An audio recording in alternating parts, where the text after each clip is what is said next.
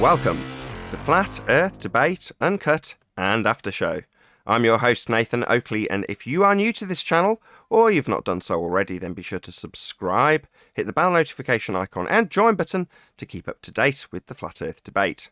If you would like to support the channel, there is a super chat that runs alongside each of these shows while they are premiering. There's also a PayPal, Patreon and crypto link in the info box below the video. Speaking of Patreon, I'm going to do a quick shout out to all of you who do support me on Patreon. So a massive shout out of thanks and appreciation to Guns of Navarone, RMP, Troy Shuka, Bose Nail, Samson, Maris, Mobile Max 777, Neo the One, Rob W, Open Minded, Reese Pound, Del West Watson, Mike, Dick Earth Skeptic, NA Literalist, Marine Elands, Unbelievable Productions, Blue Ridge Ranger, Rob H, The Real Gabster, Windrider, Liam Nedrick, Abraham Mohammed, Naibai, Adrian Quintana, Skeptic936, Life is Short, Fireball X, TheFlatEarthChannel.com, Texas Mike, Edwin Johnson, Kirsten Smith, David Wayne Foster. So a massive thank you to all of you for supporting me on Patreon.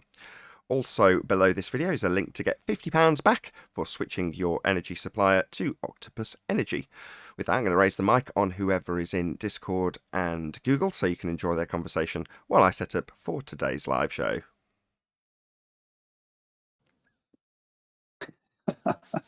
What a time to come in. This is my other car being dug out. I've been at it for 2 hours already. Well, I see it. How are you, Tent? Good, good. Oh, Nathan, you should have heard my son last night. We were eating dinner and Oh, Ted and I please. were talking. He said I got triggered over because he said hemisphere. And I just said, you can't say hemisphere. I broke it all down to him. But he claimed I got triggered. Until he started talking to 10th Man about star rotations. And boy, did he get triggered. Yeah, as soon as you point out that they're assuming that travelling south means travelling to the bottom of a ball, which is the thing they're trying to prove with their example, they don't like it and claim you're triggered. Normally that means you've defeated my argument, I don't have a rebuttal, and me just denying it, either because they don't understand it, no disrespect to your son, or because they just can't accept it cognitively, i.e. it stands in opposition to something they understand, which is that, well, I already know I'm travelling to the bottom of a ball when I go to the southern hemisphere. Like, oh right, so how are you going to be proving the sphere? Well, by assuming I travel antipodal to the hemisphere that's already a sphere before I do anything.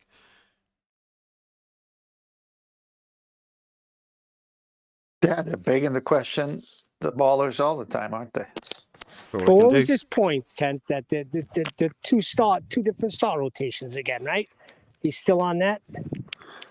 Yeah, he said they're concentric circles of the stars, basically. And I said, okay, what does that prove about the shape of the Earth? I mean, there's many things about the sky we don't know, but I do star trails, and right over my head in California, I have straight star lines going from east to west. Now, why should that be straight over my head when that's supposed to be at the equator? And then how come I got concentric circles starting on the either side of that? I go, even if you could answer what the stars are, it still doesn't prove what the Earth is. So what's your point? And so I said, the nature of the Earth is what we're trying to ascertain here. And I brought up the sextant. Now, all this was under protest, by the way. First, he said he doesn't want to talk. And I said, oh, okay, well, if he doesn't want to talk, I won't talk. And then Neil says, no, we want you to talk. The rest of the family wants to hear you. I said, okay. So I started talking. Then he kept jumping in. I go, well, I thought you didn't want to talk. So it's like, it really got crazy there for a little bit. You know, we have already destroyed the shape of the Earth with the black swan and the practical tool called the sextant. So it's not flat because you can't get angles on a curved surface. Hey, Platsoy? Yeah, my wife got very upset with him. All of a sudden, you see this little 5-foot woman trying to push like an almost 6-foot boy up the stairs because he was being disrespectful. It's all right. I didn't take it personal. Yeah, he upset me last night too. That's uncalled for. If you're not going to talk civilized, but see, here's the thing. He believes that everybody that's punting flat Earth are stupid. I'm telling you, that's what they believe, that we're just idiots. So your wife's not Italian then? No, she's Guyanese. How did I know that? I should be in a picture with her. Well, that would be a giveaway, but no, that's not. It's because you said you got a 6-foot child. Well, she's definitely not Italian then. No, she's little. I don't know how my boys got so big. It's got to be. It's got to be the nursing. Naturally fed. They're all almost. Well, the two older. The 14-year-old is passing the 18-year-old, and the Oh, it's 10-year-old is definitely. almost They're as tall as me. both far too old to be breastfeeding. I keep telling her that. Doesn't look good. God, this is getting gross. You took it a little too far. I made it funny. Like I said, you can't get an angle without two straight lines.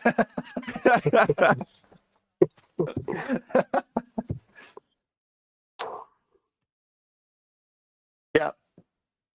They have a hard time with cognitive dissonance. I mean, if someone came to me and said something about a belief system I have, I'd say, oh, really? Well, I believe that all my life. What do you got for me that makes it wrong? I'd like to hear it. I mean, I don't know why I'm that way, but I really don't care if someone attacks my beliefs. Okay, show me why. I mean, that's like no biggie. I mean, I could change beliefs if you prove it's wrong. I'm not like stuck to a belief for any reason other than all the information I got up to that point. Now, if you show me information otherwise, I'd really appreciate it. Now, my son's problem is because he'll say it every now and then. He'll say, "But it can't be. How would God just create an earth and there's no other universe? There's nothing else out there. That's boring." So he's this NASA fanboy deep down. He Yeah, wants that everything out there to be real. Well, Aldo, that's quite telling. So, what that tells me is that he likes the idea of there being no consequences. So that expands out into him, well, if we're not just an insignificant speck of dust, because that argument leads to, well, what are we and where are we based on what we know? Well, we're somewhere very special. And it seems to have been made Well, he specifically believes for in us. God, though. He follows. He's Christian. He believes in God. He knows, but he doesn't. He he kind of believes that God is awesome and he could create this whole solar system he and could. planets and other things beyond that. He And I could. agree. Yeah, he could, but that's not what it says in Scripture, and that's not what we see. Yeah, if I could comment here. Yeah, he could, but then we'd see evidence for it, right? But the second law of thermodynamics, God also created that. So good luck with that. And the premise is wrong. Before God created anything, a self-existing being, eternal, was he bored? No, Father, Son, Holy Spirit, the Trinity. They weren't bored. Well, I mean, he hadn't created the angels. He hadn't created human life. According to the Bible, he existed before everything. So was he bored? It doesn't No, give you a no, God why. cannot get bored. Yeah, you're saying it's not because he was bored. God, I know we're talking about him in a kind of anthropomorphized way, but that's okay for this purposes of this conversation. So if he's not bored, give me a reason why, because I don't think there is one in your Bible. Let's careful with my phrasing. In the Bible, Here we go. to my better understanding, and it's limited. What would be the reason? So you're saying not because he's bored? Yes, yes. The Bible is very clear that God wants fellowship with his creation. So he has an angelic family to have fellowship with and also a human family to have fellowship with. And God has Stop. all That's kinds... after the fact. That's after the creation. That's after the creation. No, let me finish. Let me finish. So all the aspects of God has to be observed and seen. So there's a judgment aspect of God for sin and righteousness. There's a mercy aspect. Well, how can God show mercy if he can't forgive anybody? There's a grace aspect of God. So every attribute of God is being shown through his creation and the fall of the angels and the fall of men, including redemption and love and fellowship. So we see everything about God in this drama that's unfolding. Correct. That's his maybe. That's post-creation, though. Post-creation. So motivation for creation, according to the Bible, and I'm going to say it again, I don't think there is one. If you can tell me why, rather than boredom, why he decided, well, I'm going to create all this stuff, not the balance thereafter. One word, glory, for his presence, for his goodness, for the glory of God. And it's a bit narcissistic, don't you think? No, not at all, because he's not needing anything, but he has all creative power. So Who am I to say what he could create, what he doesn't create? It's not the what or Why- why. It's not the what. It's the why. I know, but you're missing. The glory is for our benefit, not his. Post creation. No, I'm saying the glory, the purpose for his creation is for his glory to be absorbed and enjoyed by us. So if we're not created, how can we enjoy it? But what's his motivation to create us to enjoy it? That's my Love, question. love. God is love. Says. He said it was for his glory.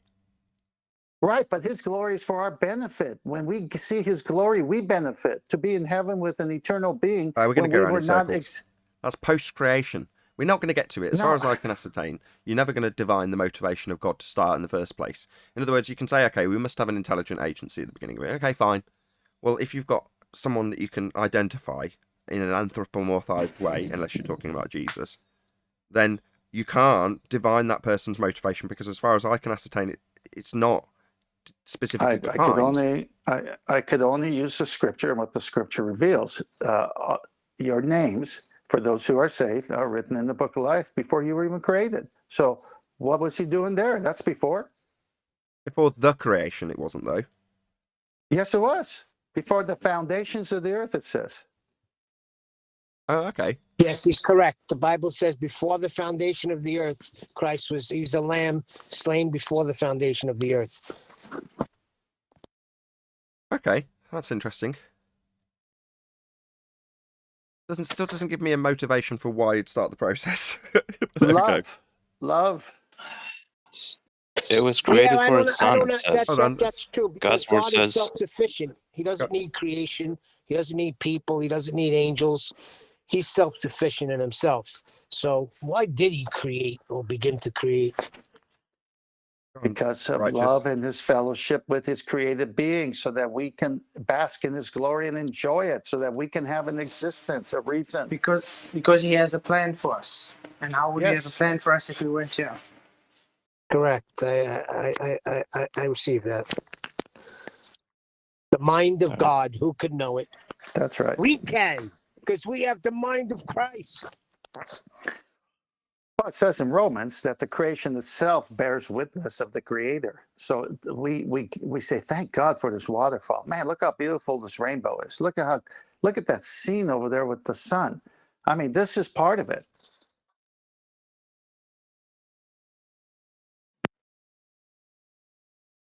Yes, indeedy.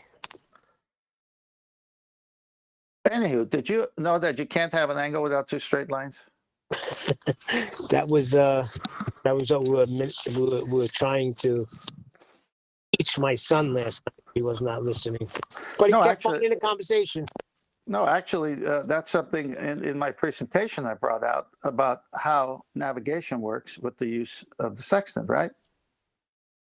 Yeah, that's when he was walking back and forth, mumbling. No, I don't mean I don't mean just with your son. I'm just saying just overall, even with the ballers Oh, okay. here. Even with the ballers here. Let me just read a brief description here. Let me see if I find it first. Oh, not there. Maybe I find here if it's still there. Let me find it and I'll come right back. How's that? As Nathan says, talk amongst yourself. Yeah, it's all good. Got 5 minutes. All right. Flat sword, you get any snow by you? But before you go into small talk, Righteous Force was going to actually answer my question, but he got talked over. Right. And God's word says he created it for his son. That's the kind of impression I that's your got from answer. what Neil and Tenth just discussed at the end when I raised my eyebrows. So if it's pre-written, it's in reference to his children and Jesus is himself manifest on earth. It kind of is still a little bit narcissistic. But carry on, sorry. And the other thing is, it's not created, not slain before the foundation of the earth. Slain from the foundation of the earth. So from the earth. Yeah, that makes sense as well. Right. Also, Anyways, that's it. is to be the bride of Christ. So, all right, I found it. In geometry, an angle is a space between two rays or line segments. with the same endpoint or vertex. The most common way to measure angles is in degrees, with a full circle measuring 360. So there you got all kinds of angles, but you still need two segments, two lines that end at a point to create a corner, which is a vertex. Now you tell me how that angle is created with a sextant with a curved surface. Can't be. Because if you have a star that's 4,000 miles away, and you're over here 4,000 miles away from it, and you use your sextant, how much of an Earth curve is in play there? A lot, if it's 4,000 miles away from you. Well, when you take your reading, it gives you your angle to it. Well, how are you getting that over a curved surface? You can't.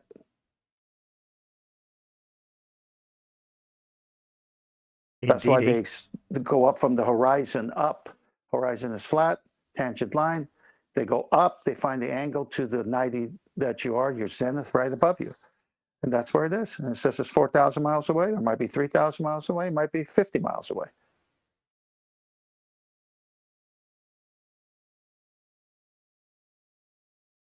Their measurements start with flatness, they end with flatness, they display flatness in their Google Earth representations of elevation. It's flat. The only thing they can do is refer to a datum and assume the zenith goes to the presupposed centre of a presupposed spherical Earth. That's all they can do.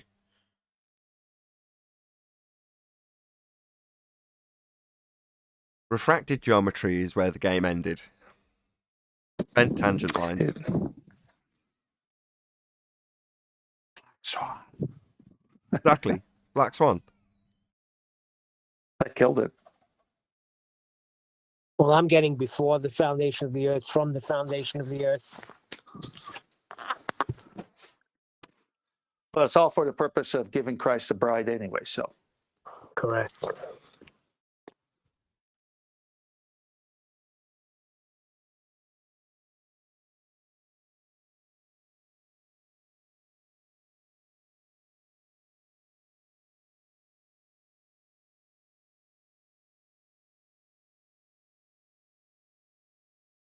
So with 4 minutes to go, nobody in Discord to talk about refracted geometry and sextant and the impossibility of a curved surface? Well, if you first realize that to have an angle to measure, you need a straight line. Everything is done in straight lines, so you can only have angles with straight lines. If it's curved, you can't have an angle. That's right. So end the story. So we have a tool, an instrument for navigation that validates the Black Swan argument. Yep, based on flat, straight lines. But we didn't expect to see it.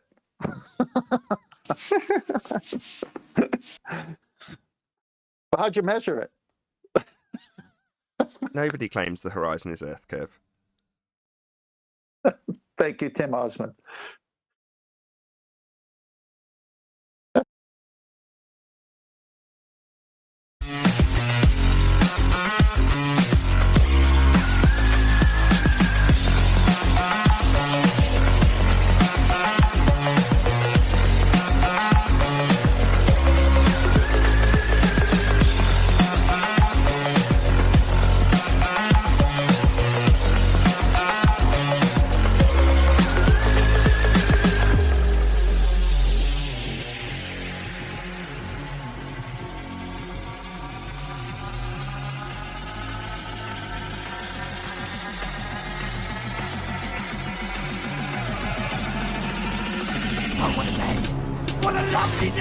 Welcome to Flat Earth Debate Live. I'm your host, Nathan Oakley, and if you are new to this channel, or you've not done so already, then be sure to subscribe, hit the bell notification icon and join button if you'd like to become a Nathan Oakley 1980 channel member and keep up to date with the Flat Earth Debate. If you would like to support the channel, there is a super chat that runs alongside each of these shows while they are live. There's also a PayPal, Patreon and crypto link in the info box below this video. Also below this video is a link to get £50 by switching your UK energy supplier to Octopus Energy. Most importantly, if you'd like to join the discussion, simply mute the page you are currently watching, then click the link in the info box below this video to join the panel and express your views on the nature of Earth. If you do join, please don't swear. If you do, you'll be ejected, and if you are, please don't try to rejoin the stream using sock accounts. You'll be warmly welcome back on the next stream. Please also share the show on social media. Sharing the show obviously increases the live audience, but this in turn increases the chances of a more diverse panel, so please share the show on Facebook and Twitter. One last time, if you're new to the channel or you've not done so already, then be sure to subscribe, hit the bell notification icon and join button to keep up to date with the Flat Earth debate. Now, we are joined by 10th Man, Neil, Flatzoid, and a whole bunch of people in Discord, so welcome one and all. Good morning, all. Good afternoon. Hey. Hey. Enthusiastic. A bit more enthusiastic than yesterday. Hopefully there'll be a bit less politics about the public gateway that is Discord today. We might actually get through housekeeping in its entirety. We shall see. Any evidence of a physical geometric sphere edge, that's a horizon, formerly known as Earth curvature. Not in our... You beat me to it. Not in our reality, Nathan. Not in our reality? The reality itself. Our reality? Sorry. Oh, Sorry, nice one there. Nice one. Sorry. You got me on that one. Sorry, do we see optically or do we see mathematically? We see optically. Then there's definitely a no. No geometric sphere edge? Bummer. They kind of need that, though, don't they, to assert that we've got physical geometry? Using curved lines for angles. Yeah. So we present the black swan imagery, and they say, well, it's refracted. Oh, really? So you can't draw a tangent line to this physical geometric sphere edge horizon, then? It's not a sphere edge horizon. It's not geometric. It's apparent, refracted, non-physical. Well, isn't that wonderful? Bye, globe Earth geometry. Welcome to Flat Earth. Snacks in the back. Well, then how can they build buildings and survey then? Well, they do it flat. Because it is Right, flat. but they won't admit it. Hello. Hey, Owen. Hey, Good show today. you guys did you know they just measure using Cartesian coordinate systems, right? Yeah, Plug. that's what Brian showed us. I'm talking to any baller to come in and give us their version. As Arwin was discussing it for the majority of the, or his live show, any evidence you can have gas pressure without a container? I Don't posted, think about it, and it'll be all right. I posted a so-called citation from Craig Fight the Flat Earth in Master B on this. You might want to read it out loud and laugh your head off. Well, did you want to read it? I've got it up on screen. It starts with the closed system, correct? Yeah, must I read it? Yeah, go ahead. Yeah, we'll start with a closed system. What do you think of when you hear the word closed? Do you think it's of a closed door or a closed box? Well, if you thought of a closed box, then you aren't too far away from the definition of a closed system. By definition, a closed system is a system in which the only thing that can be transferred with its surrounding is energy. A sealed box is a perfect example of a closed system. Nothing that's contained within it can come out, and nothing on the outside can come in. However, if, for example, the heater turned up in the room, the box is sitting in its surroundings, the box itself, and eventually the contents inside will heat up as well. This is because of heat is energy. Now, remember that, the Earth. You may not think of the Earth as a closed box. After all, you hear of astronauts going into space and even walking on the moon. But in fact, it is closed because virtually all matter, things that have mass and take up space inside the Earth's atmosphere, is kept inside as long as it follows the Earth's physical laws. Only if matter breaks these laws does it leave the Earth. Astronauts leaving the Earth is an intentional act, and a difficult one at that. I'm not going to go on. I think you get the idea. Yeah, it's self-contradicting. So it's saying, this is what closed is. Like a box, stuff doesn't get in and out if it's closed. And obviously, stuff does get in and out of Earth. Oh, right, so not closed then. But it's closed. What? You just said that closed means stuff doesn't get out. But now you're saying it is closed, but stuff does get out? That would make it open. What's that? Oh, it's a big problem for it to be open next to a vacuum because all the gas would escape. But you still need to be able to say that men travelled to the moon. So it's an open-closed system, an oxymoron. So Flatsoid, he actually posted this. Flatsoid, he actually posted this. Yeah, I actually made a video on it earlier today. Oh my goodness! It sounds like the debate show when he get here. He did the violation of the law of non-contradiction, holding both sides of the argument at once. Worth giving Yeah. both of those a couple of shout outs. So shout out to Arwin's channel first and foremost. So Arwin had a great show today, and I couldn't turn it off. I've got to be honest. That's when you know it's a good show, when you're like, I've got to go and do stuff now, but you're still listening, making the odd comment here and there. So check out. I don't know what the show number was today's show. Arwin, what was the show number? Oh, 793. Oh, thank you, Arwin. Good to know that you're on the ball. Also, subscribe today to Flatsoid FE, who's been on fire at the moment. He's making some really cracking videos. So it's one of those that, you know, when you get excited and you see something in your subscriptions feed as opposed to the homepage, where it's going to give you some random junk, it actually is one of those that you go, somebody who I'm subscribed to has made a video. And that's Flatsoid FE, who's ever increasing in his subscriber base, and as it should be so. So subscribe today to both Flatsoid FE and Arwin. That's ARWIJN. Any evidence that you can have? Oh, go on. Somebody's keen. Go on, Paul. Hey, by the way. Hey, how you doing? I caught some of what the Flatsoid was saying. Like, I was on Discord and I tried to jump over to meet, but the Globbers are in Discord are claiming that you can treat something as if it's not something. Like, you can treat the Earth as an isolated system, even though it's not. But you can treat it that way. I think there's doublespeak all over the place. Okay, for sure. hold on. Well, any system could go ahead. I was going to say, well, let's follow that through. So we can treat Earth as an isolated system according to that statement from a baller. Okay, so man can't go to the moon then. Well, but when you're doing mathematics and calculations, though, and it depends on the precision that you want. That's what they're saying. That's what they argue. So it depends on how precise you want. If you don't want it precise, you have to treat it as an open system. If you want it precise, you have to treat it as isolated, as a closed system. That's what they're arguing now. It's not an either-or circumstance, though. Either it's isolated, in which case men can't leave and travel to their presumed-to-be rock in the sky that they've lied about called the moon, or it's open, in which case the gas would fill the space.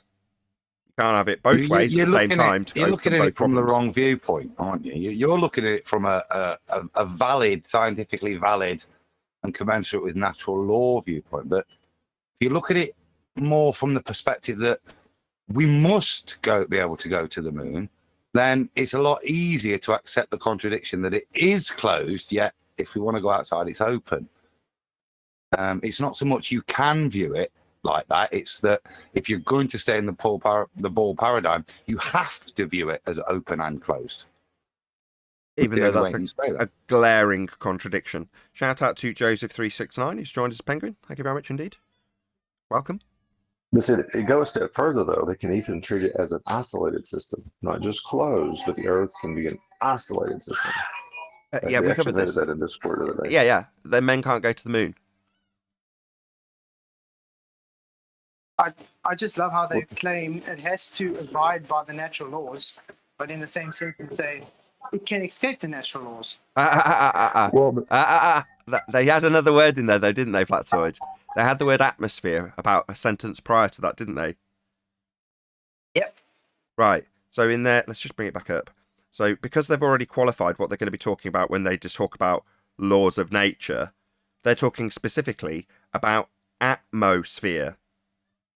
So atmo, that's air.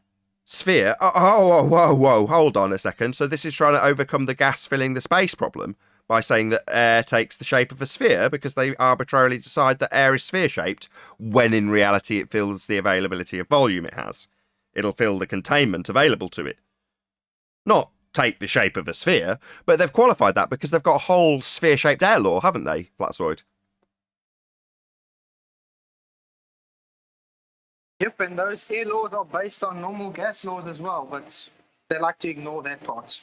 Yeah, they got their fundy sphere-shaped air law instead when they have a problem that gas would fill a vacuum if the sky was a vacuum. It's not. the gas would fill the space. Anything more on fake space and gas filling it if we had a sky vacuum? Just one last bit from Flatzoid's quotation that you just pulled off screen. I was about. Oh, you want me to put it back? Yeah, no worries. Yeah, just the use of language. You know, if I was so confident of something being true, then the phrase "you may not think of the Earth as a closed box." After all, you hear of astronauts going into space. Right? It's not astronauts can and do go into space, but you've heard of it. It's a very interesting use of language. It's again keeping it non-committal. I don't know. The kind of people who read this, I believe, again, I'm dividing their thoughts as much as you, it is a wholehearted acceptance of the rhetoric. So even though there might be some seemingly telling language, I probably would assume moreover that the person writing this just has an automatic belief in it and doesn't, think, oh, that's a bit wrong.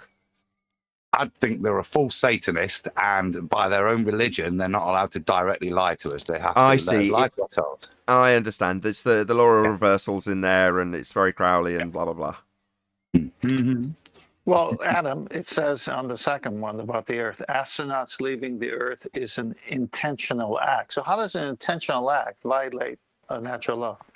Well, because... See what I mean? Well, again, that's leaning on the idea that natural law... Well, if we no longer have it be natural, i.e. it's not abiding by nature, it's abiding by something that we force upon it, like the disequilibrium example in Dr. John Dee's most recent examples.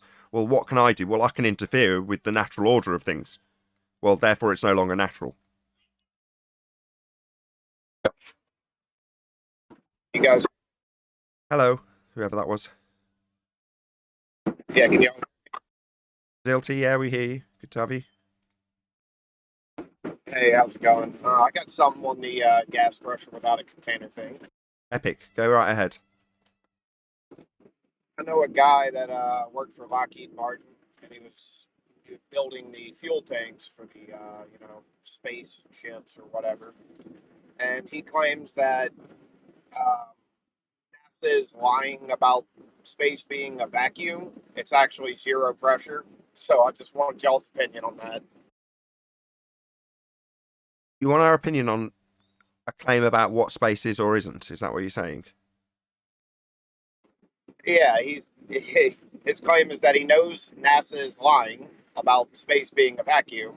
His claim is that it's just zero pressure. Okay. So his claim is it's not a vacuum, but a vacuum devoid of pressure. Okay. Well, I don't know if that needs addressing, really. I mean, he's saying the absence of pressure or varying degrees of very, very, very low pressure is a vacuum. That's what a vacuum is. And he's saying, no, it's just the absence of pressure. Like, it's not a horse. It's just a big animal you can ride on with 4 legs that's horse-shaped and eats like a horse and... it's to what? Yeah, okay. Regardless of what he... It's not... It's not that, is it, Nathan? It's as accurate as saying it's not a horse, it's an equine animal. You're saying exactly the same thing, just with different language. That's what I was searching for. I was desperately searching for equine. That was the word. I was thinking, what's the Latin? What's the Latin? I couldn't remember. Do it. Thank you, God. Thank God Adam's here. But it's that, isn't it? It's just you're describing it just with different language, but you're describing the same thing. You're just using a different way of doing it. So, yeah, maybe he was just trying to say space just doesn't abide to gravity. I don't know. Maybe that's what he's trying to, or he's equating gravity with pressure somehow. I don't know. It kind of irrelevant, really, because regardless of how he's defining that area that he believes the sky is, his description would also stand in violation of natural law. So, it's just it's just a space then. There's no pressure, that's just a space. Well, high pressure goes to low pressure. That's an entropy increase. And what do you know? We've got loads of high pressure gas all around us. Well, it would just dissipate into it. Agreed. So that's the end of his argument. redefining it slightly doesn't help him. Yeah, I'm still trying to figure out the connection of the makeup of the fuel tanks. Like, is it going to make them different if they're different surroundings? Fuel tanks? What? That's what he said he was making. He was designing the fuel tanks for these spaceships going into zero pressure. Oh, I see. Sorry, I missed that bit. Want to repeat it? Yeah, he worked for Lockheed Martin. That's the guys that built parts for the spacecrafts or whatever, the boosters and the fuel tank and all that other garbage, and that's what he was working on. Okay. Yeah. But don't we have the YouTube videos where the very small but not too powerful vacuum is sucking the air out of a oil tanker and it caves in on itself?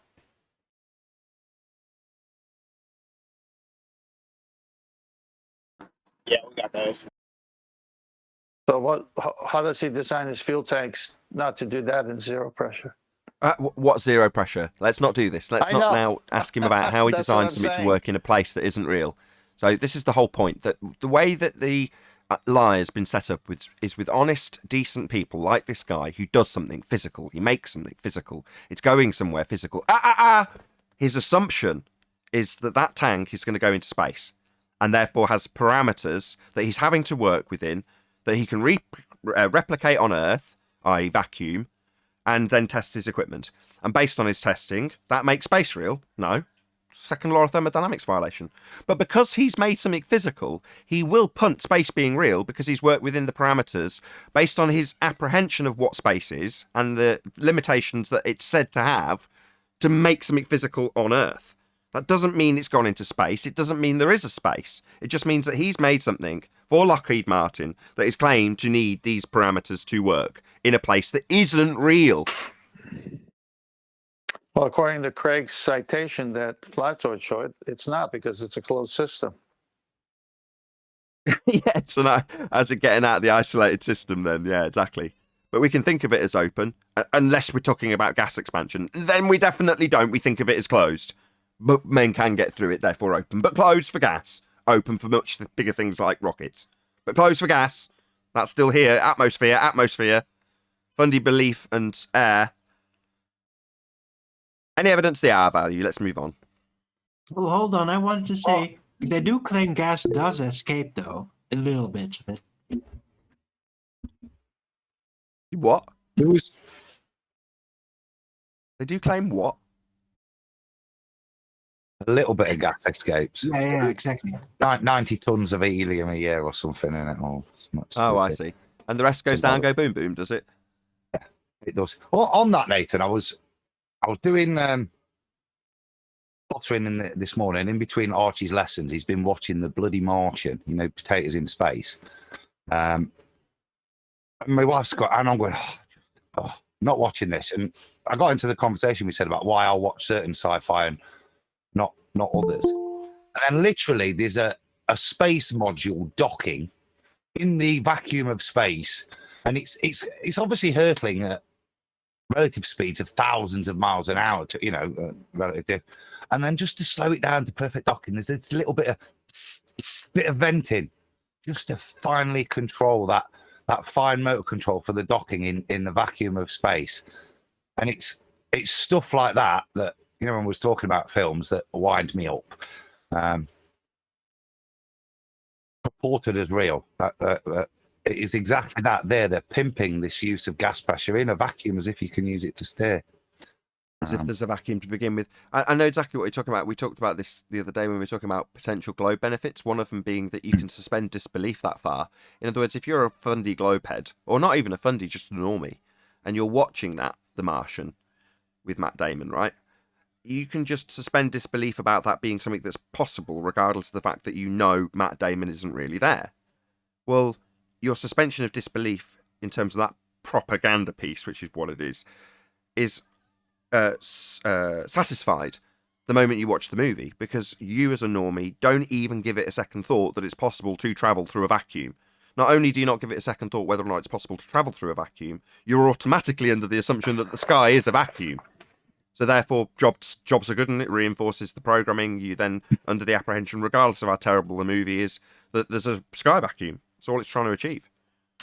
Well, But Adam, they could technically test it though, like going with a spacesuit in a vacuum chamber, the big one, and then ripping a hole in your glove and seeing if you can actually create some thrust with that. So What does that achieve? In the same way as the guy for Lockheed Martin's testing fuel tanks in a vacuum chamber potentially, what does that actually achieve? It doesn't reify this idea in violation of natural law that we've got a sky vacuum into existence. That still does not happen, regardless of whether or not you can say, well, I think the sky is a vacuum and I'm shown it being a vacuum in TV shows. Therefore, I need to start testing for the vacuum that it needs to... No. You haven't actually confirmed that we've got a sky vacuum at all. Sorry. It would just show you it's not possible in a vacuum.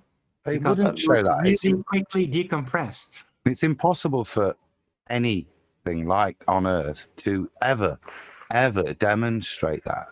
That NASA's super big vacuum chamber takes 3 days to empty. Fire up a rocket. How quickly would the rocket emissions create enough atmosphere to negate any results you get? Within a microsecond, that rocket firing will fill up the vacuum chamber with an artificial atmosphere to give it a push off. It is not equivalent to the vacuum of space. Those gas molecules, when they fire out of a rocket, go and they never come back. Even in the biggest vacuum chamber, within less than a second, they're already rebounding back and creating something to impart motion from. That's not equivalent in any way to the supposed vacuum of space. Well, that is true, and I agree. It's not equivalent in any way to a place that is not real. Yes. can I comment on Adam watching movies? So The Martian, if you get it in the Russian language, you can watch it because when it comes to potatoes, they had a spaceship called the Sputnik. I'm surprised they didn't just turn it into vodka. If it was the Russian one, you'd have had a still. It's like asking how would things work in Narnia. It's Narnia, terrible. For God's sake. Sorry, go ahead. But it's worse than that. It's like saying, how would things work in Narnia? Here, I'm going to set up a simulation that's not like Narnia to prove it. What That's can you my do? point. What can you do? We move on? We still want to stick with gas pressure? Any evidence of the R value? Earth radius.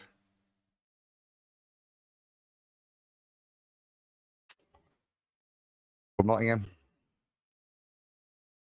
Well, How do they know the size of any celestial body?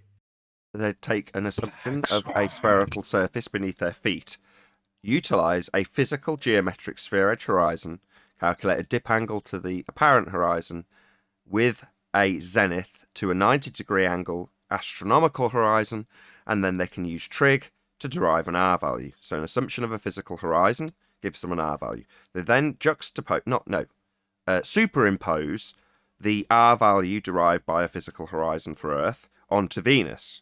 They then apply Kepler's third law of interplanetary motion to derive a scaling value for all of the other lights in the sky and give them the distances. There you go. Sorry, Nathan. That's quite a few presumptions piled on top of each other. Yeah, Christian Huygens was the one that assumed Venus had the same R value as Earth. That's why it's labelled, when you're told as a kid about the solar system, as Earth's twin. But wouldn't it be dumb to look up in the sky and say, okay, maybe we are the same size as that Venus, but if you look at Earth water, according to physics, it lies level and flat. So obviously, my deduction about that has to be wrong, correct? Not about the water bit, but it's outrageous that they should make such an assumption, yes. Wait, we're talking about the radius value, right? Well, I had somebody in chat today, surprise, surprise, that said they measured the radius. Oh, yeah. And insisted that They give you a method. Without any description of how. Oh, right. Well, that's wonderful. Very useful. And then eventually ended up, without even asserting it, complaining like, yeah, we can't say pictures in space. Because according to you, that's impossible. He wasn't did even he say? suggesting that Did he that say was the trust proof. me after saying that? Because that usually works. If you say they measured it, trust me. I'm not going to tell you how or where they measured it, but trust me, they did. Did Well, that he work? was going to Yeah, I say was from going to say, how'd space, they get the but he never measuring really tape said to the that. core He of the just Earth? complained about not being able to say it afterward. They didn't get a measuring tape to the core of the Earth. They assumed Right, I a described that physical. to him as well. Like, Hold yeah, on, if you're going to measure it, you're going to have to physically do it. And then one of the things you could do is make a giant confirmed straight ruler, put it on the Earth, and if at one point it hits the ground, you have to take a flat spot, again, not mountainous area, and then the rest of the ruler is going to bend away, or rather, the Earth is going to bend away from that. Then, you might have some kind of spherical measurement, but good luck with that. If they take optical effects into consideration when making these measurements? Too much noise. Didn't hear it. I heard optical. I assume that's the main crux of your point, though. Not geometric, optical. However, Owen's describing a ruler. He's describing a ruler to a tangent point. That's geometry. That's what they're asserting. Earth has geometry. Physical, sphere-shaped geometry. We're on a sphere. That's their claim. Well, in order to do so, they need to reify the edge of that sphere into the horizon that we see, and they measure a dip angle to use trig to derive an R value with physical horizons. Geometric obstructions claim to be blocking boats and buildings after deriving the R by way of a dip angle from the horizon. That's Al-Biruni's method. From there, you can take that, superimpose that assumed R value onto Venus, and then apply Kepler's third law. That's how you get all the distances. In the heliocentric model, that is. In the solar system model. Well, at least Darwin's response is measured. It was? Yeah, the ruler. Oh, All right. of that was a cool story, but how do you measure an apparent location? You don't. Maybe NASA has the budget to pay for such a ruler. Hold on, Owen. Chocolate. You don't. Therein lies the death. Chocolate's question signifies the death of the globe. Can you repeat your question, please, Chocolate? How do you measure an apparent location? You don't. Apparent. They need it to be physical and geometric. Like a hill getting in the way with its physical nature, you'd need to measure its physicality for its geometry. That requires straight line to tangent points, physical, non. Go on. And could you define horizon for us? The apparent location where the sky appears to meet the land or sea. Right. Oh, so you're saying the horizon's apparent, and you can't measure to an apparent location, so you can't measure to the horizon. Well, hold on. If the Earth was a sphere, you could. Correct. If the Earth was Oh. a sphere, hold on, correct, Darwin. If the Earth was a sphere, we would have a physical, geometric sphere edge for a horizon. That would be matter of fact, because according to them, we're on a physical sphere. So it's going to have physical limitations and geometry to measure. But the horizon isn't physical. They claim it's an Earth curve edge to block things in the distance, but it isn't physical, therefore isn't geometric, isn't capable of deriving an R value from it, isn't blocking boats and buildings into the distance, isn't Earth curve. Bye-bye, globe model. It was nice being on you, or at least it seemed that way while I thought I was.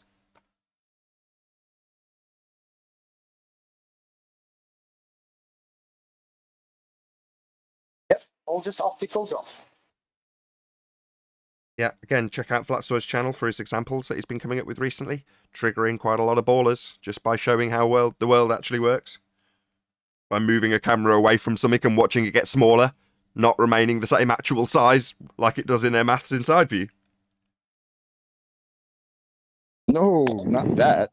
anything but that. Reality? No. I have a new question that I've been asking the ballers when they're looking at something off in the distance. I said, how do you know that what you're looking at is its true angular size? That's a contradiction in terms. That's a great question. True angular size. What's that? True angular size. You can have angular size, right? And you can have the number be accurate that you ascribe to it for whatever value, radians or whatever. But that number isn't anything actual. When you're describing angular size, you're describing its apparent. That would be not actual size. So what's its true angular size? Well, that's a contradiction in terms. It doesn't have a true angular size. It's an apparent measurement. It's almost like asking how open is the closed door. Well, there's a kind of, if you think about it though, they're always arguing refraction and all this fun stuff. But things do at a certain rate. If I take a ball and I take it away from me, it will reduce in size at a kind of a given, I guess you could say, rate. And then once it reaches a certain distance... I'm really sorry to do this, constantly interrupting your thing, Paul. No, it will reduce in apparent size. That would be angular size. But you said it will reduce in size. Well, its actual size, if you measured it with a tape measure, won't change ever. And a point that they take advantage of when they're claiming that the point of angular size reduction to infinity, i.e. it disappears, most likely against the deck bottom up, they're saying that's Earth curve because they represent the phenomena with the target having an actual size that never changes with distance, i.e. feet and inches or meters. So they ask you, why is 3 feet missing from the bottom of this building? Well, 3 feet is 3 feet at 1,000,000 miles or when you're standing right next to it, but the angular size changes. But if they can maintain actual size, feet, meters, whatever they want to use, then they can say the reason it's getting blocked by a physical horizon, geometric, is because it's X distance away from the physical obstruction at the Earth curve edge. Well, because of that, you're getting 3 feet missing at the bottom. When in reality, the not actual size, the apparent size, what it looks like, apparent, appearing, but not actual, will reduce as it gets farther away. To the point where it disappears at the most limited angle. And if the deck, i.e. the thing you're looking over, the ground itself, is limiting your angle, unlike the sky where there's nothing to limit it, then that will be the point where the angular limitation kicks in first, ergo you miss things at the bottom in the far distance first. Not Earth curve edge, based on an actual size being claimed to have an actual feet and inches missing. Hijacking perspective. Sorry, Paul, carry on.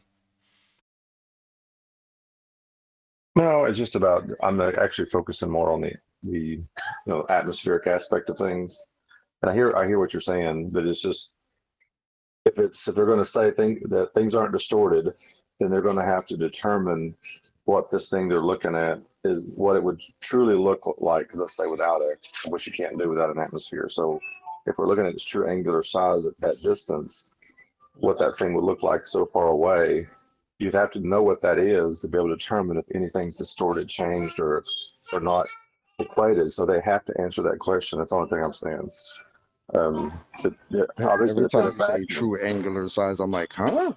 My brain's it's like, if they're saying it's distorted, well, they would have to know what it would look like, let's say, without an atmosphere. Like, what would it look like this far away without an atmosphere? I understand. Then you can say, well, I get you.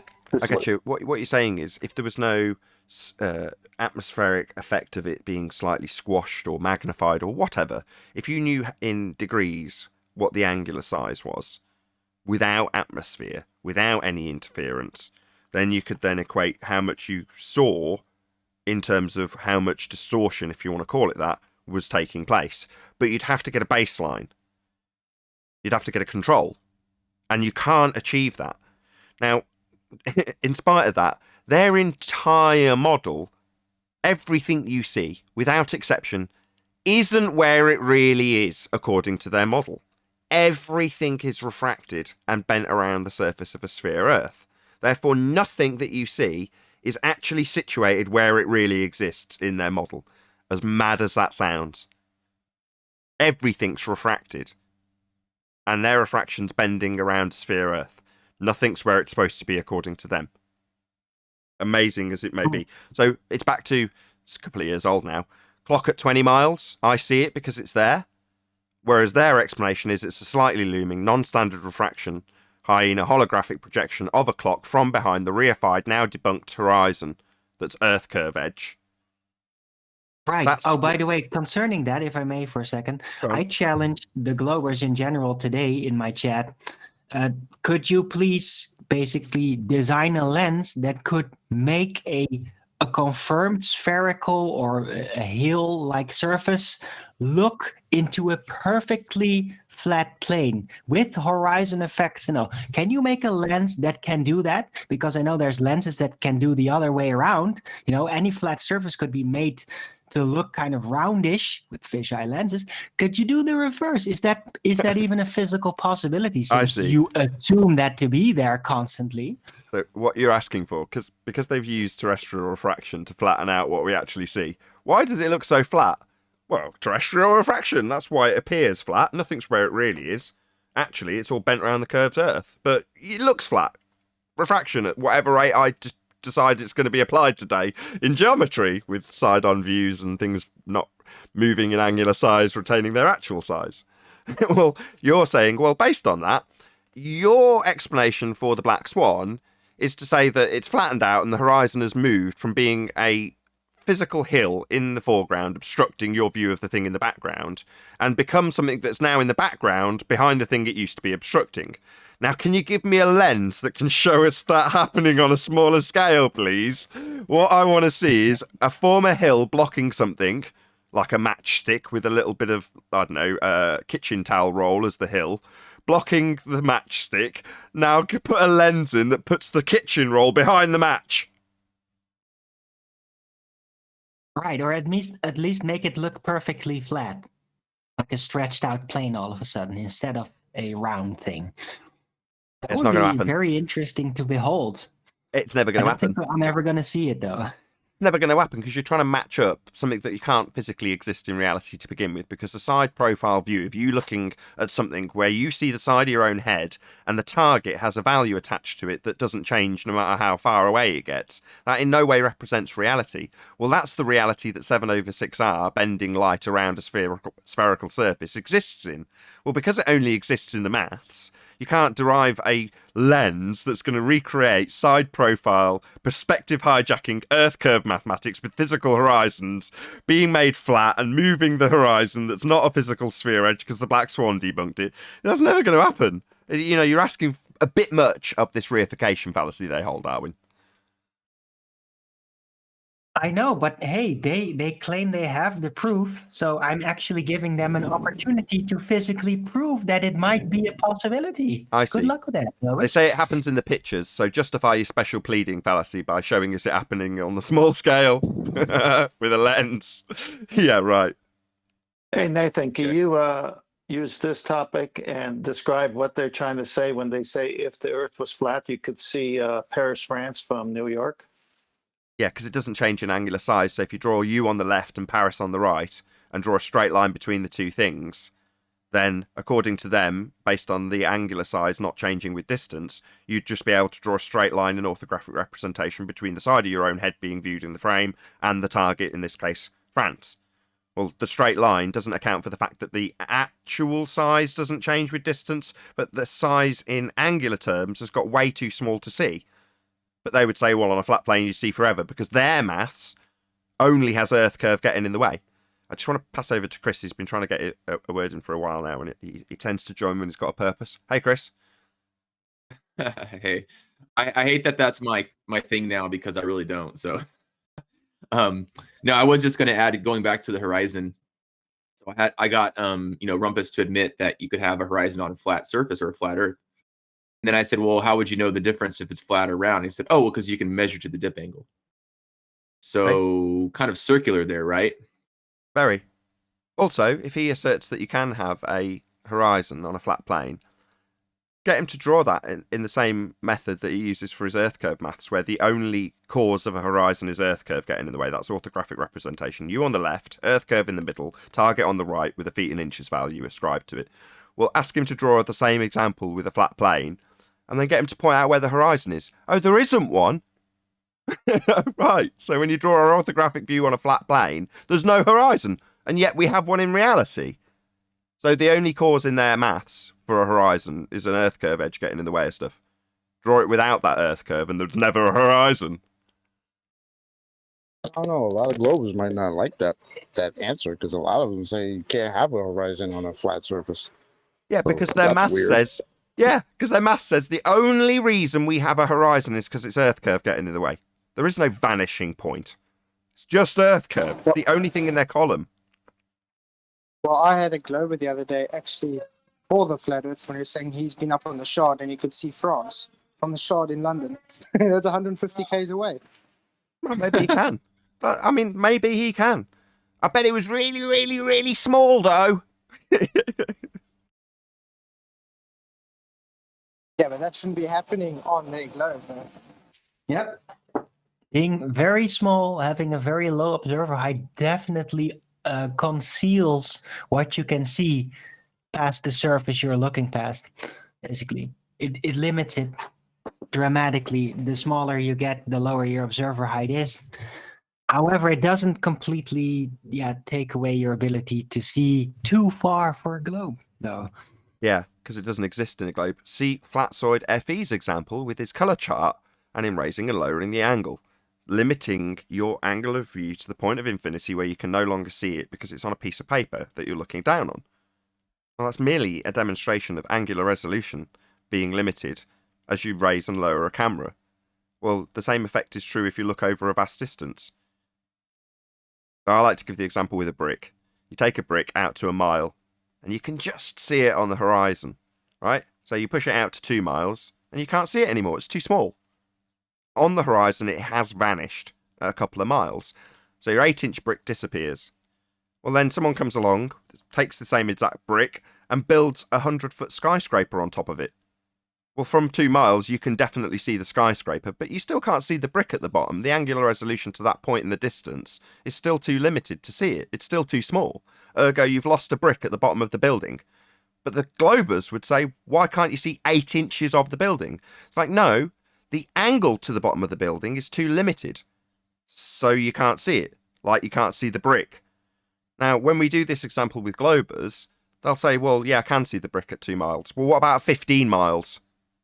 Can I see a brick on the horizon at 15 miles? Well, of course not. It's miles too small.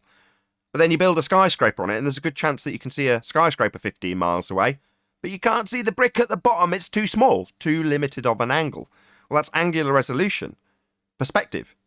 Something that's completely hijacked in earth curve maths when you turn the world side on, show the person that's taken a picture the side of their own head in the imagery, and ascribe feet and inches or meters to the target. And then they can say, why is 8 inches missing at the bottom of this skyscraper? Well, it's because the horizon's earth curve. It's a physical obstruction, like a hill. It's got in the way to the tune of 8 inches. No, it hasn't. It's merely the vanishing point, which wouldn't even be represented in orthographic view on a flat plane. It would disappear completely, and therefore they say there's no horizon on a flat earth. Absurd. Not only that, like, as if that isn't enough, which it basically is, then you have to add in visibility, also known as turbidity. And this is something that I never, ever hear them talk about, which is strange because this is a common fact, right? Visibility, you hear the weatherman, oh, visibility today is 8 miles, 10 miles, 15 miles. And that means you can't see past that because of the turbidity factor. So I'm going to read the definition. Turbidity is the cloudiness or haziness of a fluid caused by large numbers of individual particles that are generally invisible to the naked eye, similar to smoke and air. So if you have one gas particle between you and the observation, no big deal. If you have 10 billion gas particles between you and the observation, big deal. It's going to limit your view. It's going to limit what you can see. It's just common sense. Yeah, one of a list of multitudes of things that can obscure your distance, your view into the distance. And this has been covered a couple of years ago by someone else who Tim Osman managed to get hold of the list. And the list is very simple. On the globe side, you've got one reason for why things disappear into the distance. Earth curve. That's it. Now, we go into things like, how do you say the word, perturbation? Is that the right word? Perturbation? What was the word again? That's been covered. Turbidity. Turbidity. There you go. Sleeping Warrior has covered it once before, so my apologies for my unfamiliarity. Oh, obviously wasn't listening when Sleeping Warrior covered it. Anyway, there's a whole list of things, right? Swells, the tide, perspective. The list goes on and on and on and on for the flat Earth side. As Timmy came in with a list of about 70 of them. Yeah, that's what I'm saying. Our list is, there's all sorts of things that can cause things to disappear into the distance. Primarily, things getting too small. But there's all sorts of other things that can cause that effect too. Well, they don't have any of those effects. They just have the horizon is a physical Earth curve edge getting in the way of stuff. That's it. It's their only assertion. How much or how little it blocks it is variant based on refraction. But it's still Earth curve getting in the way, according to them. Well, isn't that why Black Swan is number one? Because that horizon Earth curve of theirs had to be in front of the two oil platforms? Yeah, for it to be a physical geometric sphere edge horizon, as they're asserting it is. And what do we get as a reply when we show them that? Well, nobody's claiming the horizon's Earth curve, yet it's the fundamental premise of their religion, that they tell us nobody's claiming. Or they tell us we would expect to see geometry, or that the geometric Earth curve edge horizon only exists in the maths. Yeah, it doesn't exist in reality, because we're not on a sphere. It's funny that the same guy with the list came in and said nobody claims the horizon's Earth curve. Yeah, the only thing in his list got debunked by himself by telling us nobody claims that the Earth curve's represented by the horizon. Yeah, he's got pictures that says this is Earth curve with pictures of horizons in it. They definitely claim. Nobody claims the Emperor is wearing any clothes. Nobody's claiming he's got any clothes on. Black Swan madness that he caught, right? Like he couldn't understand the argument so badly that he even forgot what he was actually trying to do. Because it's insane when you listen to it. And he's like, I've posted pictures of Earth curves with horizons, but then telling us simultaneously that nobody claims the horizon's Earth curves. The irony is delicious, man. Right. At this point, it's becoming like nobody's claiming the Emperor is wearing any clothes. Nobody's claiming we have 15 degrees now turn of the Earth. You and your reference frames are ruined. Shout out to Spurs Chemo. He's the one I remember talking about that. Made a little video. Show me citation that somebody claims that the Earth is rotating 15 degrees an hour. Can we get a citation for that? Yeah, can you cite that someone claims that, Flat Earther? How dare you assert that we claim there's 15 degrees an hour drift as Earth turns underneath stuff to cause Coriolis effect? Go and get me a citation that proves Earth claims that. Because you've debunked that. Why would you ever think that we claim that? Yeah, because you do. But I've debunked it, so what, I need to reference the fact that you've claimed it because you can't now believe that Earth would claim that? Yeah, we haven't got anything drifting away from us. So it seems amazing to a globehead that we would ever have a claim that Earth says we've got things drifting away as Earth turns underneath. That'd be Coriolis effect. Yeah, you definitely have. It just doesn't manifest in reality. And when we point out, we're told we should be citing their claim that they've got Coriolis effect. Beggars belief, they deny their own claim when it gets debunked because they're in such cognitive dissonance. Oh my God, I'm claiming Earth turns underneath. Well, that doesn't happen. You cite that we claim it. Yeah, you do, I'm afraid. We've just debunked it. Wasn't it just last week where the guy came on and it's like pulling teeth? After about 25 minutes or so, he finally admitted Earth turned underneath. We can say Earth is turning underneath to cause the deflection of the ball as I drop it. Oh, we can say that, can we? Well, that would shorten flight times because Earth would be turning underneath stuff. No, we can't say Earth's turning underneath stuff, so Earth's not turning underneath the ball you drop with deflection claimed to be exampled then. Oh no, Earth is turning underneath it. So Earth is turning underneath aeroplanes, shortening their flight times. No, Earth isn't turning underneath aeroplanes. Why would you ever think the globe claims that? Well, because you've got a ball claiming Earth turns underneath it. Even though it took about 50 minutes for us to actually get you to say, quote, we can say Earth's turning underneath the ball I drop. Yeah, you also say Earth turns underneath gyroscopes and pendulums. But that would mean you've got shortened flight times when travelling west? Because Earth would be turning underneath them. Of course, when we get to that stage, they say, how would we ever have a claim that we've got Earth turning underneath stuff? We don't claim Earth turns underneath stuff. Yeah, you do. You're just in disbelief when we point out it doesn't happen. It's a bit sloppy. Just in football games. No, it's a little bit sloppy. Floppy to say Earth turns underneath. It's dangerous. That guy's told me quote, "It's dangerous to say Earth turns underneath." Rumpus said it's sloppy to say Earth turns underneath. Yes, they say Earth turns underneath at 15 degrees an hour and that would shorten flight times. Hence, they then say it's sloppy description when we show it doesn't happen. Why if someone goes hunting, they don't have to account for this Coriolis? Doesn't make sense to me. Well, they say you do. They say that snipers have to lead their target because Earth's going to turn underneath the bullet once it leaves the barrel of the gun. So Earth's turning underneath the bullet at 15 degrees an hour. Like they say Earth turns underneath footballs to make field goals happen. Because Earth's turning underneath the ball when it leaves the field. You get the goal rather than not get the goal because Earth turned underneath it. And snipers have to worry about Earth turning underneath their bullets. Yeah, well, that would mean that planes have Earth turning underneath them at 15 degrees an hour. What's that I hear you cry? How dare you claim we say Earth's got turn of the Earth underneath stuff? Yeah, you do say that, yeah. We just debunked it. Anybody I knows? love that world-renowned astrophysicist has been reduced to sloppy. Yeah, does anybody know sniper who aims 460 meters or over 1,500 feet to the right of his target, expecting a 1 second shot to show up where it's not, where he has to aim to the right by that many feet? Who shoots like that? A bad one. Definitely no one I know. And if they A did, bad sniper. and if they had to, as it's claimed in some instances that they do have to, then Earth would also be turning underneath anything else that left the spinning surface of Earth. So you'd observe 15 degrees an hour deflection not only in the bullet, as is claimed, but also in the helicopter, and in the drone, and in the football, like Neil deGrasse Tyson asserts, and in the aeroplane, and in the blimp that's filming the game. They'd all have Earth turning underneath them. It's not selective. It's not like it'll turn under a bullet but not turn under a drone. It'll turn under a football but not turn under an aeroplane. Yeah, it doesn't quite work like that, I'm afraid. Coriolis effect is either in existence on Earth because we're turning, in which case we'd notice because things would drift away at 15 degrees an hour, or it's not. And it's not, and when we point it out that it's not, they tell us to justify their claim that it does. Or cite their claim that it does. Imagine being at this football game and when you jump up for joy, you all of a sudden land on someone else's lap on the other side of the stadium. Exactly. Or you launch a drone on the equator, and as you watch your drone hovering, it drifts away at 1,000 miles an hour because you're turning underneath it.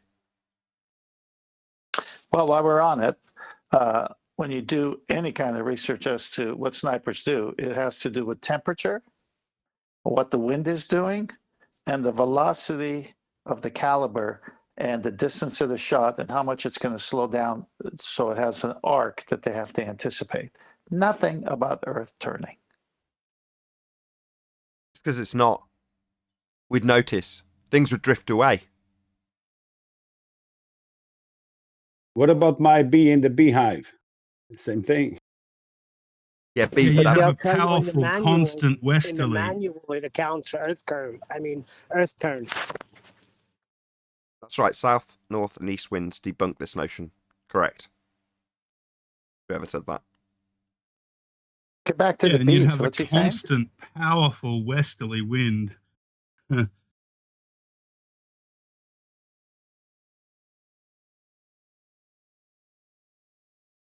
Any Well, the guy scientific with the bee. What's your sweet argument? Is the bee one is interesting because anything like a bird or a bee would have a hell of a time on the equator, wouldn't it? See, the problem is And then- Globers don't understand and then- about Magnus effect. Magnus effect. And then the bee needed to overcome the spin of the Earth in order to overcome the beehive and go in the other direction. Yeah, those bees have to be able to flap their wings, keep up with 1,000 miles an hour. Do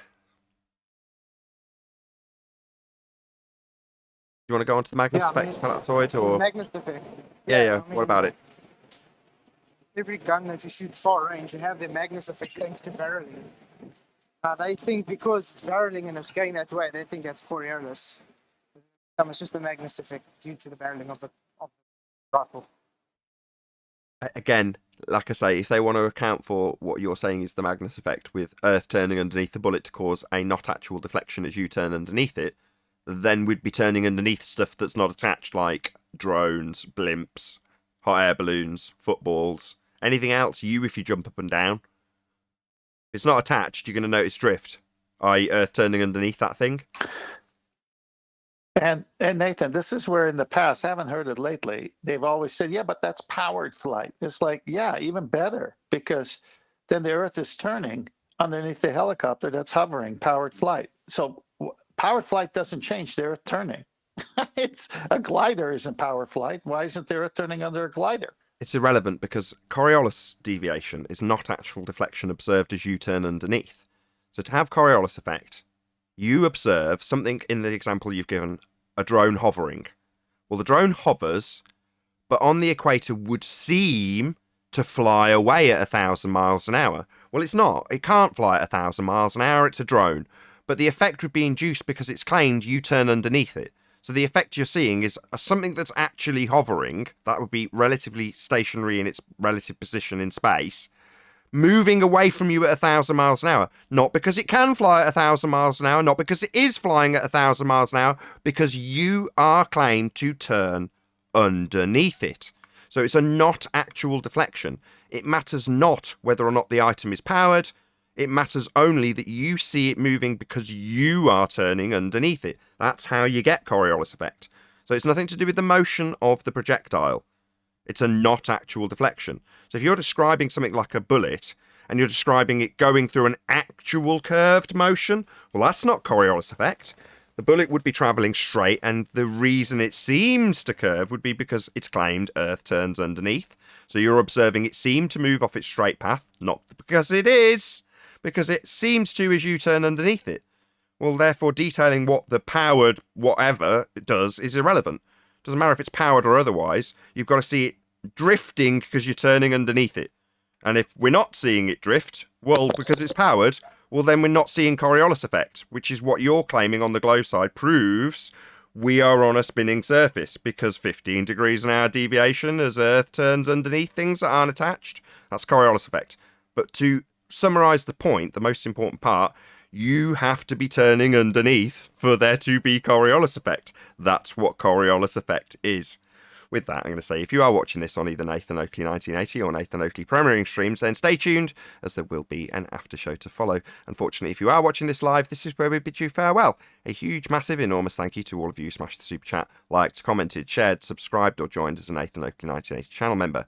You can also get £50 for swapping your UK energy supplier to Octopus Energy. There is a link in the info box below this video. Once again, stay tuned if you're watching on either premiering stream. I've been Nathan Oakley, and I'll see you all in the next video.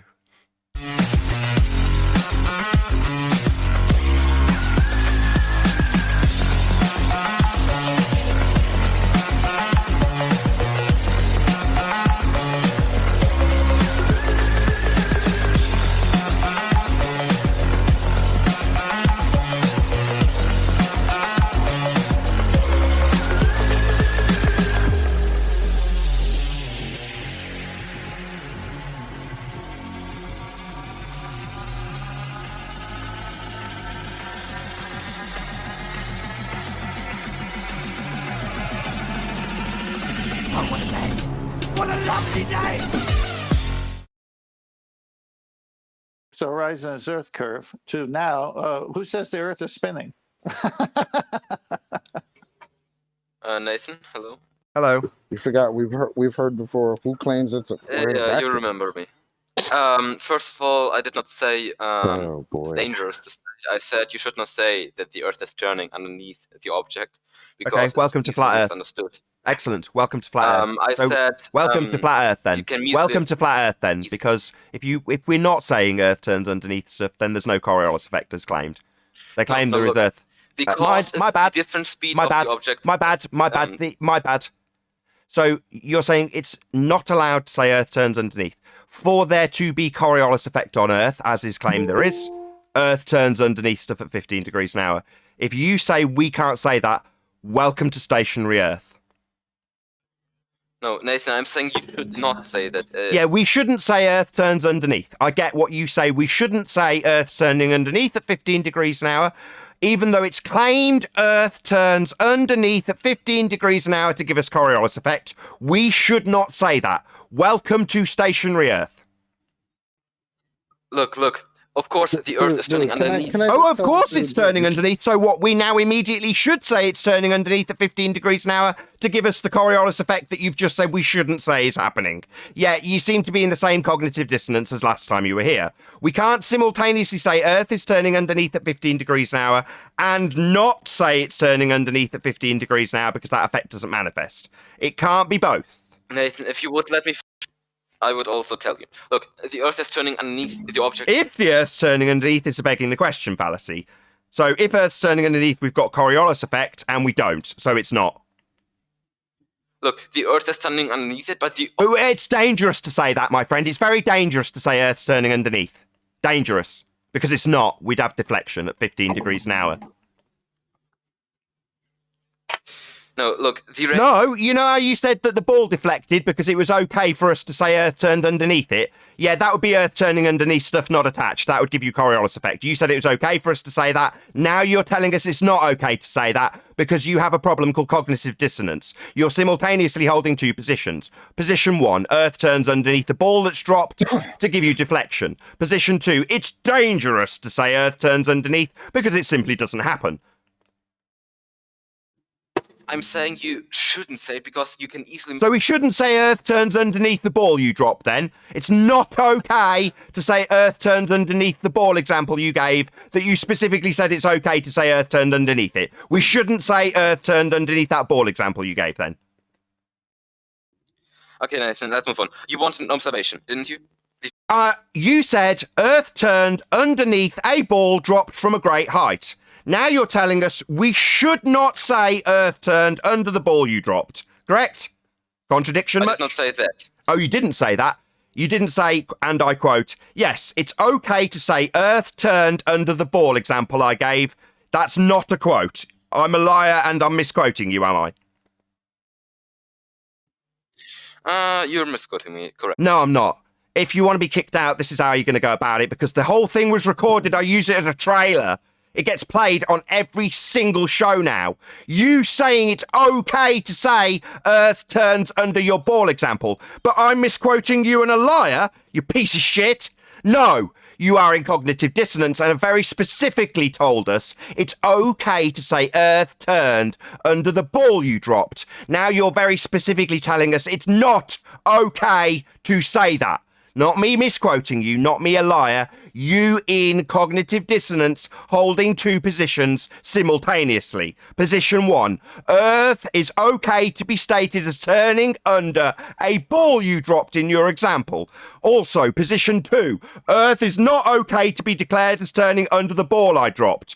Two positions at the same time. Not a misquote, not me a liar. You a fundy with a belief that Earth turns, with examples of it turning under balls that you then relinquish when we point out that it doesn't turn under aeroplanes or drones or helicopters or anything else that's leaved a claim to be spinning surface that's claimed to be turning underneath it to give you Coriolis effect. Something you simultaneously deny and claim happens under a ball. Nathan, I did not say you are not allowed to say it. I said you should. We're not, though, because it doesn't happen. I'm saying it now if you're not now saying it, even though you've just said it 5 minutes ago. I'm saying it's not allowed to be stated that Earth's turning underneath stuff because it doesn't happen. We'd have shortened flight times if you said that. Nathan, are you saying that shouldn't and can't is the same thing? I'm saying Earth turning underneath an aeroplane would shorten its flight time. You state it's okay to say Earth turned under a ball you dropped that was in the air for a moment. Yet a plane in the air for a significant period of time doesn't violate the first law of thermodynamics upon ascension and retain the angular velocity at an increased radius value. It just doesn't have Earth turning underneath it, as you both claim and deny. Nathan, look, my experiment was about... Not an experiment, you stupid idiot. Don't insult us here. This is absolutely, without question, not an experiment. You want to start again? It is... I can give you my natural observed phenomenon. The first thing, observation, which is required for experiment. Nathan, Okay. can I ask this gent 3 questions? No. I asked him about 34 times for his naturally occurred phenomena, which would be us observing things drift in nature. Go ahead. Okay, wait, I'm gonna post something here in chat. I need it for. I'm gonna read out of it. Once the hypothesis. Wait, that's the experiment. Wrong part. Question here. Sorry, why is there now a delay and some silence? You said you got a natural phenomenon. Just tell us. The first.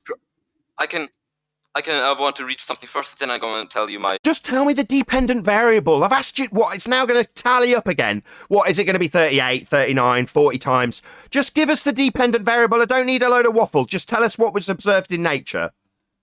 I need this to say so you understand. The first process and the scientific method I don't need the scientific method explaining.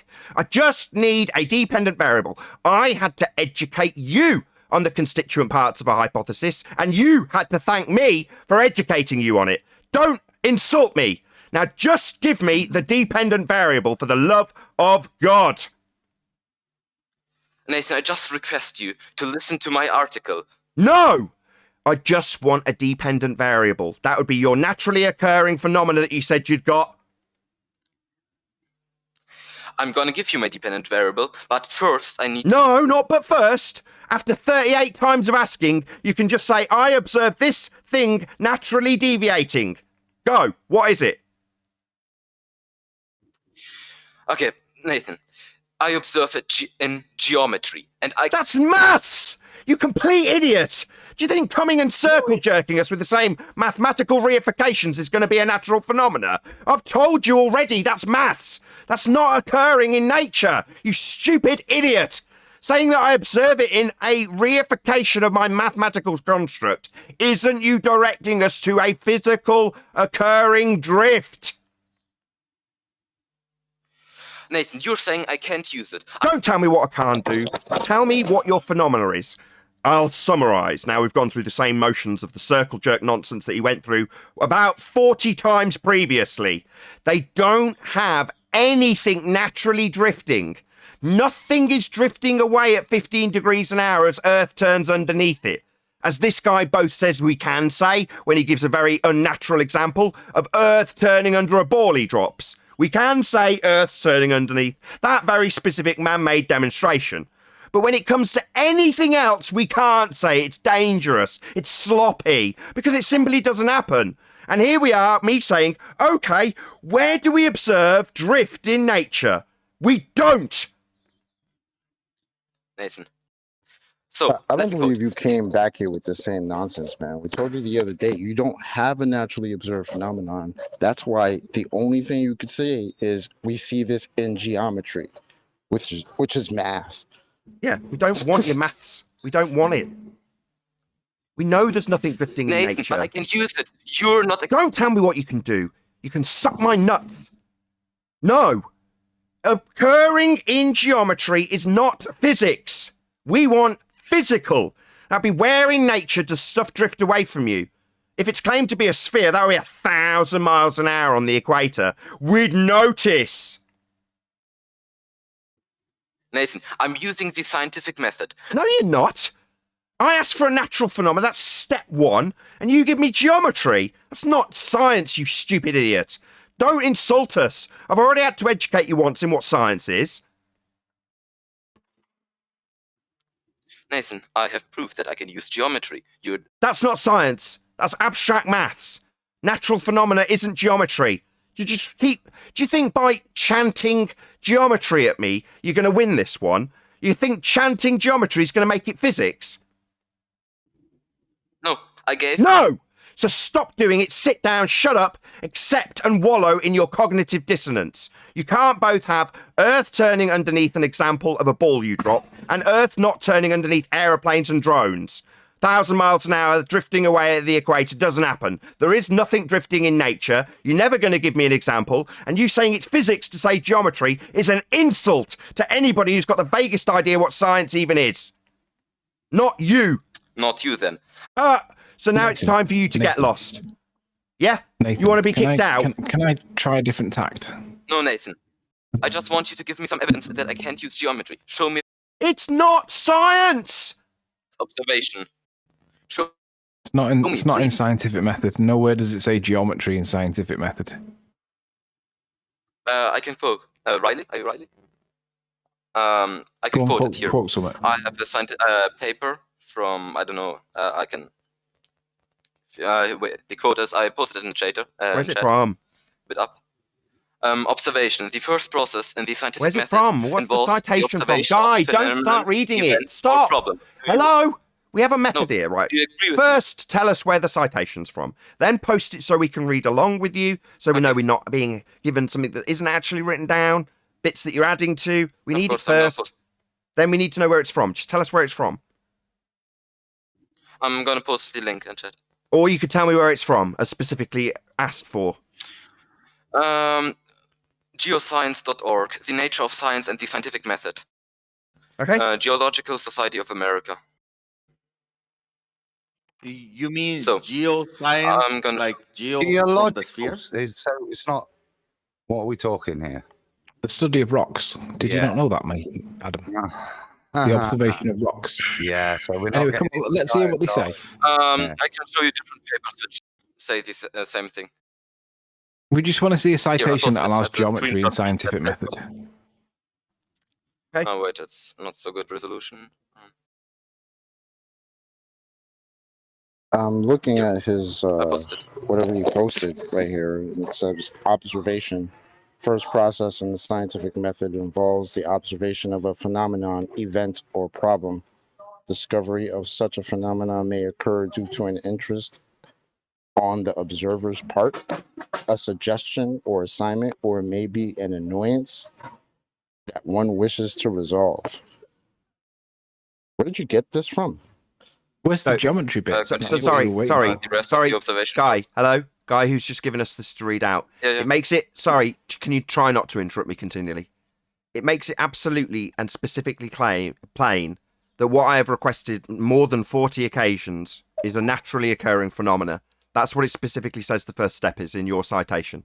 So I've been asking you what occurs in nature. It might be something that annoys you. Maybe it's something drifting at a claimed rate of 15 degrees an hour as Earth turns underneath it that annoys you. That phenomena, that occurrence that you have yet to give us and said geometry. Yeah, that's what we need, mate. We need that natural phenomena that you yet to give us and are now saying geometry is natural phenomena when it really isn't, mate. You're just thick. You just don't understand what natural phenomena is. You're mistaking maths for physics. That just makes you a complete idiot. You do realise that. We've had to educate you in what science is and it's not geometry. Oh, radio check. Chocolate. First of all, Hey, it doesn't hold on. say the Hello, word Kiwi. natural I'm sorry. inside there. Second of all, phenomenon, event, or problem. A problem is, and then we observe in geometry, we observe this deviation. So we have to observe this deviation also on Earth. Isn't that a problem? Well, other than it violating the first statement, which is that it's something that you observe in nature. So geometry isn't something you'd observe in nature. So your addition that a problem could be a mathematical problem would require a maths forum, even though you've inserted that a problem could be a geometric problem. However, that would take it out of the realm of science and into the realm of maths, as I've tried now on about 5 separate occasions to tell you when you conclude that your natural phenomena asked 30, 40, 50 times for is actually maths. No, as detailed in your own citation, naturally occurring phenomena. And we don't have a naturally occurring drift in nature.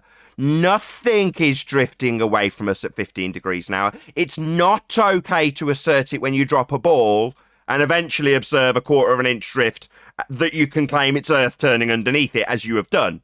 Because that would shorten flight times and drones would drift away at 1,000 miles an hour on the equator.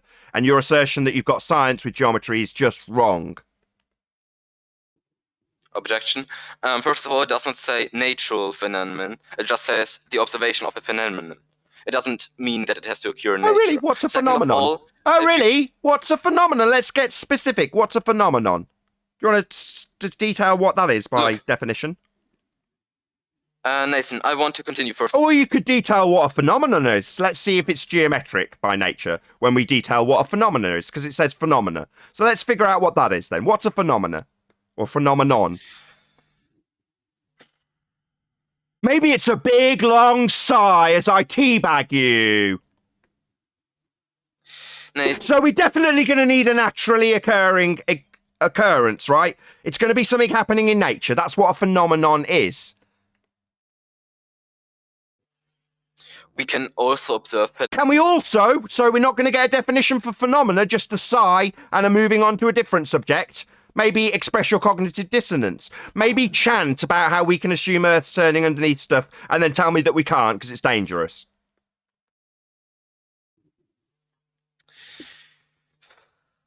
Okay, So what's a phenomena? A sigh?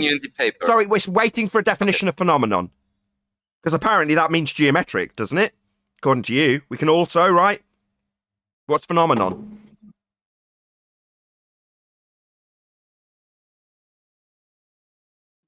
Hello? Nathan.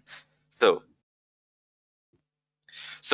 phenomenon is something that happens. It's something occurring. Wait. It's a situation which is observed or exists to happen, especially one whose cause or explanation is in question. That's what's something that exists. Something that exists, implying physical attributes. Then something in existence. You realise that maths is merely an abstract description. It's not in physical existence. So you claiming that you can use this... Oh, my bad. Maybe an interruption's called for. You appreciate that maths, geometry in this example, is an abstract description. Doesn't have any physical existence. Did you not appreciate that? It's definitely not science. It's abstract. It's maths. They're different things. Do you understand that now? Now we've had to drag you around by your short hair. To resolve this, let's continue further in the article. The discovery makes... Or you could just acknowledge that you don't have anything in physical existence when you say geometry. Maybe babble on through the article a bit further, rather than acknowledging our point. Maybe sigh when I ask you what a phenomena is. Maybe after you've described that it needs to actually exist, you can ignore that your geometric abstraction does not exist. Maybe ignore it and move on to the rest of the article, maybe. Maybe you could actually acknowledge that you don't have science in the form of begging the question of sphere Earth turning and asserting that it always occurs in geometry when you're not observing it happen in nature. Because it's not happening in nature, mate. Maybe you could acknowledge some of that. Or maybe we could move on to the article, read a bit more nonsense. Yeah? The article will answer your question. You could explain how you have physicality in existence with abstract descriptions in maths. Maybe explain that. That's the point we're on. Or you could just sigh as I repeatedly teabag you. That's right, mate. Yeah, geometry doesn't have any physical existence. Beyond a sigh from a fundy in cognitive dissonance who says it's dangerous to say Earth turns underneath stuff, but then asserts that a ball's got Earth turning underneath it. Yeah, and cognitive pain. Maybe sigh when I point out that geometry, your assertion of science here, doesn't have anything beyond its abstract description. Nothing in existence, mate. Do you want to sigh for me again? I'm gonna sigh for you again because it's saying a phenomenon, event, or problem. So tell me where I can use geometry as a problem or event. If I'm gonna leave the phenomenon out. Goodness, Can I you're try? numpty. Can I try a different tact, Nathan? You've been trying 3 times. No, let's try this tact. Numpty Samurai. At 9:16, I addressed it to you. Can you read these 4 citations out loud, please, from Richard Feynman, Dr. Carey Mullis, Professor Blackkrishnan, and Professor Shankar from Yale? Can you read those out loud for us, please? Please, can you not interrupt him while he reads out them? Thank you. Go ahead, Sam. Oh, your sources I have to read, but mine you won't read. Okay. Mathematics is not a science. You are the student here, dipshit. We are educating you. Don't be so arrogant as to assume that you can't read out the shit we have graciously given you to educate your dumbass. Just read it out or get the fuck out. I was reading you it, and you... Read it or get the fuck out, you dumb shit globe-believing retard. I'm reading it, but you're interrupting Good dog. me as I start. Get the fuck on with it, you stupid idiot. Mathematics is not a science from our point of view, in the sense that it is not a natural science. The test of its validity is not an experiment. Richard Feynman, Nobel laureate physics, the Feynman lectures on physics. Okay, but I'm gonna click the link. Stop mumbling. No, I read the first. I want to. I can read the second one too. And mathematics, which is not which is really not science. That's the whole point about physics. It's not mathematics. So it's not a set of axioms from which you derive as results. The rules of the game you prepare to change and subsume an even broader framework. And the last quantum one. mechanics. Of course, you're not reading theory the which is citation. The based last on one an experiment. from Professor It's not- Schenker, Chair of Oh, yeah, Physics sorry. at Yale. Quantum mechanics is a theory which is based on experiment. It's not deduced by mathematics. Richard Feynman says mathematics is not a science. It's not part of science. So take your article and shove it where the sun doesn't shine. Okay? Thanks. You have a fundamental misunderstanding of science, natural science, at a basic level, like third grade. Put an equation. I want to see equation hypothesis. Wait 1 second, I'm reading the article right now. Why? Reading the article? Why? Yeah, you gave me. It's the article is called "The Relation of Physics to Other Sciences." Interesting introduction. Okay then. So your geometric observed phenomena is nonsense. Something we've been attempting to tell you for I think it's now 5 days. Wait, Yeah, where you came back can I and get did an the exact geometry, point man. when this Yeah. article it's saying mathematics is not science from our point of view? Because I don't want to read the whole article; it would take long. Oh, why would you need to read the whole article? He just told you straight up. Mathematics is not a science from our point of view in the sense that it is not a natural science. The test of its validity is not experiment. What are you going to get out of the rest of the article? No, I want to say see where exactly in the article this is saying. See where it is, boy. You That's just going read to it. change things. You just read it out, mumbling Can you show your me the way exact through it. point? Just Mate, math please isn't show me the exact science. line, Mate, or say just it, calm down. in which Calm down. Hello, calm down. is it an Just calm down introduction, a second. chemistry, biology? Hello, calm down. Use the Hello, page finder. hello. Calm down. Maths and science are different things. They've got different names. They're different disciplines. They are not the same. Now that's very, very, very, very simple to understand, and most people, I would hope, understood it. You do not. You might want to go back and watch some episodes from like, I don't know, 4 years ago or something, bro. You need to catch up a little bit. Oh, there it Gents, is. let me just. I want to say 3 things to our guest. First 2 statements, you don't have to respond, but the third one you do. Okay. First statements that you don't have to respond to. There are no demonstrations of gas pressure next to a vacuum without some kind of containment. Second statement, there are no planes suffering apparent Coriolis effect on Earth. This is your response bit.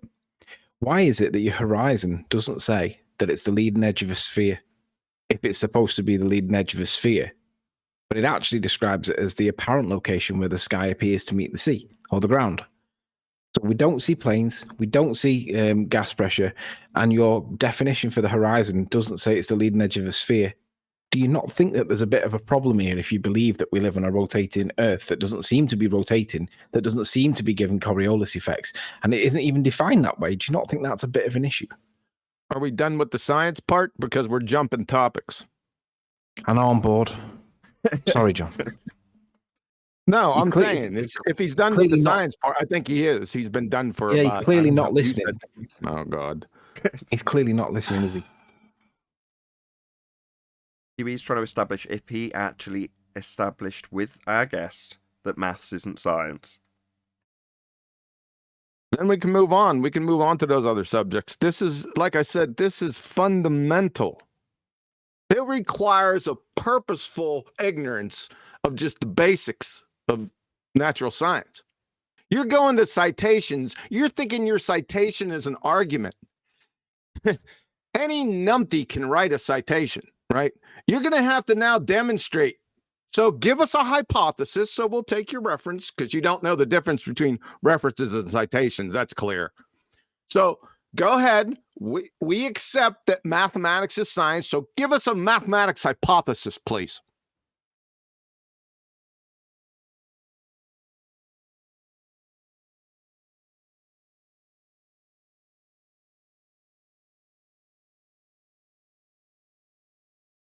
Go ahead, Sam. Don't be shy.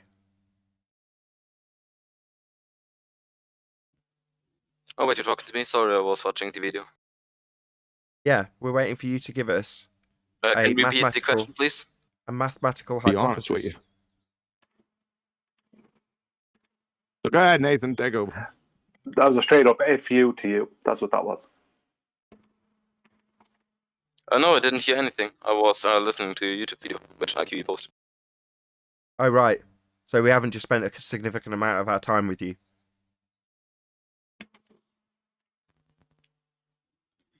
So he's just going to leave when he needs to watch a video. Unannounced. No, basically we're still talking around each other, because my thing is that my problem is that on globes, on spheres, we observe the deviation of falling bodies. So that's my observed phenomenon. On globes, on spheres. My problem. Yeah. So the problem with that is that you would then have to assume that Earth is a sphere that's spinning. But if that assumption is to stand, and your example with Coriolis deviation is to also stand, i.e. you claim a ball drifts because Earth turns underneath it, then you'd have to have flight times reduced. Why exactly is that? Because Earth would be turning the underneath object is still them. moving at this speed. Maybe you can answer your own question. So basically the plane example is like the plane is first at the runway. It has the speed of the Earth, which is rotating. So we can take those numbers away. It is approximately 0. Then the plane takes off. It has its velocity, and it changes altitude. And this altitude, it's going to remain. It's going to fly, but because it has propulsion, it will change its course and everything. Then it will, as it will land again, the speed will of course decrease, and it will land and have the same speed as the Earth rotating beneath it. The Coriolis force, as it descends, I think it should have an effect, but this effect is so small that you're not able to see it. Okay. Because, for example, Okay, before you go on, no, inch. don't need an example. Okay, so you're saying the effect is so small that the plane takes off, travels intercontinental, and then lands, but the effect is so small we wouldn't notice. Okay, so as an example to you, if I dropped a ball from a great height, I can say, if I'm a globe-believing fundamentalist religious zealot, that the ball, as it drops through the air in but a few moments, has Earth move underneath it about 1/4 of an inch. Just, I can say that. I can say Earth turns underneath a ball that's dropped from a great height. Yeah? Well, if I put that ball example as a plane, i.e. it's in the air for a very long period of time, well then that little 1/4 of an inch that happened over a second or two as the ball was dropped, that would escalate. Exponentially increase. I.e. the amount that the Earth turned underneath the plane would keep ticking away at your little 1/4 of an inch every couple of seconds until you'd notice over a prolonged period. And I can qualify it with maths, just for you. If you were taking a flight from Charlotte, North Carolina to Los Angeles, you would take off... What's going on? Sorry. You would take off and Earth would be turning underneath at the rate that you claimed it was turning underneath the ball that dropped. And that would result in you landing in LA an hour and a half later, because Earth was turning underneath the aeroplane. Now that doesn't happen. A flight from Charlotte to LA takes about maybe my example that annihilates the example that you've given by using it in example. Yeah, your ball dropping with Earth turning underneath it, something we can say, that would be amplified if it was in a plane, because it's in the air for a lot longer than a ball that's dropped. And it might only be 1/4 of an inch when you maybe just continually interrupt me while I annihilate your belief in a spinning ball. Yeah, maybe continually interrupt me. I'm concluding the point that annihilates your religion. Yeah, just continually interrupt the point being concluded. Yeah, good job. This will make Earth turn, you interrupting the conclusion that if it's to be held as true that Earth turns underneath the ball that's dropped, as per your example, then that effect would be exemplified greatly if the object was in the air for a long period of time, like an aeroplane. Quarter of an inch over a second is a lot more over a great deal of distance and time. So, if Earth was turning underneath the ball, like you exampled, it would turn underneath a plane and we would notice, because the flight would only take an hour and a half rather than 4.5 hours as it actually does, because Earth is not turning underneath aeroplanes, like you said it did under the ball you dropped. Nathan. So, Nathan, first of all, your question, the plane and the falling ball is not the same thing. So, you have the ball on the top of the tower. You don't let go of the ball. What will be the deviation of this ball if you still have it in your hand? Sorry, we've already gone through this. This is a retarded. Your claim is that you drop the ball and it deflects because Earth turned under the ball at a different rate to the ball. So, Nathan, first of all... So, ignore my summary, because my summary basically concludes in the same way I've concluded about the plane. That if Earth's turning underneath a ball he drops, precisely as I've just summarised and he's completely ignored, that is the summary of his example. Earth turns under the ball at a different rate. That's his example. Nathan, I'm going to answer you. First of all, this ball... So you're going to ask me something. I've just summarised your position twice. You've not confirmed that that's your position, because in a moment you're going to deny your own position. So you're reluctant to confirm your own position that you were taken through twice. I'll do it a third time. Let's see if he interrupts me summarising his position for a third time. It is asserted by you that as a ball is dropped from a tower, Earth turns underneath at a different rate, causing a deflection to be noticeable when it does not land directly under where it was dropped from. That cause being Earth turning under the ball, according to you, something we definitely can say. That is what you are claiming. Earth turns under a drop ball to a very small degree that is noticeable to a quarter of an inch.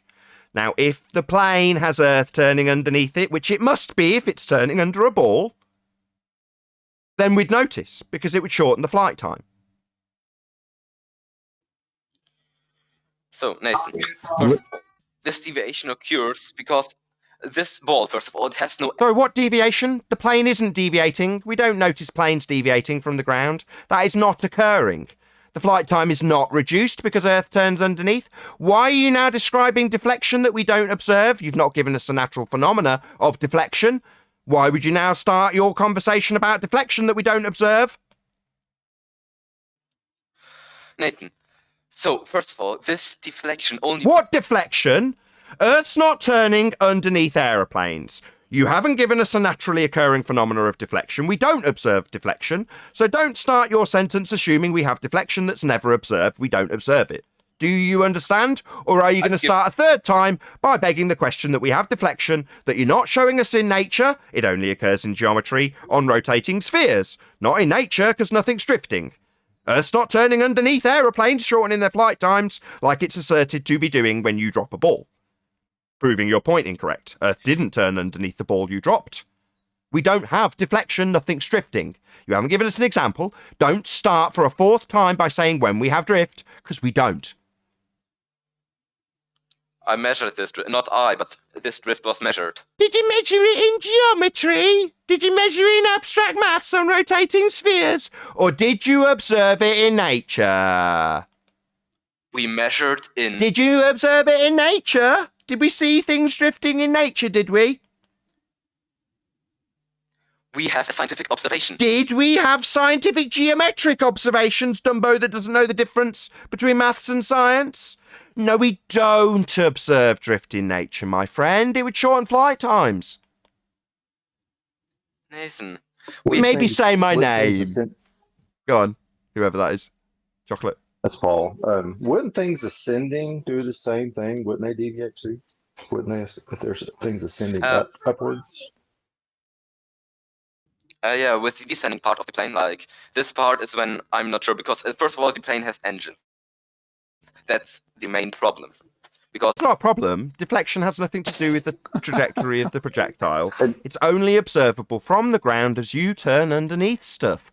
You're all too worried about what the projectile does. not actual deflection observed as you turn underneath. That's what Coriolis effect is.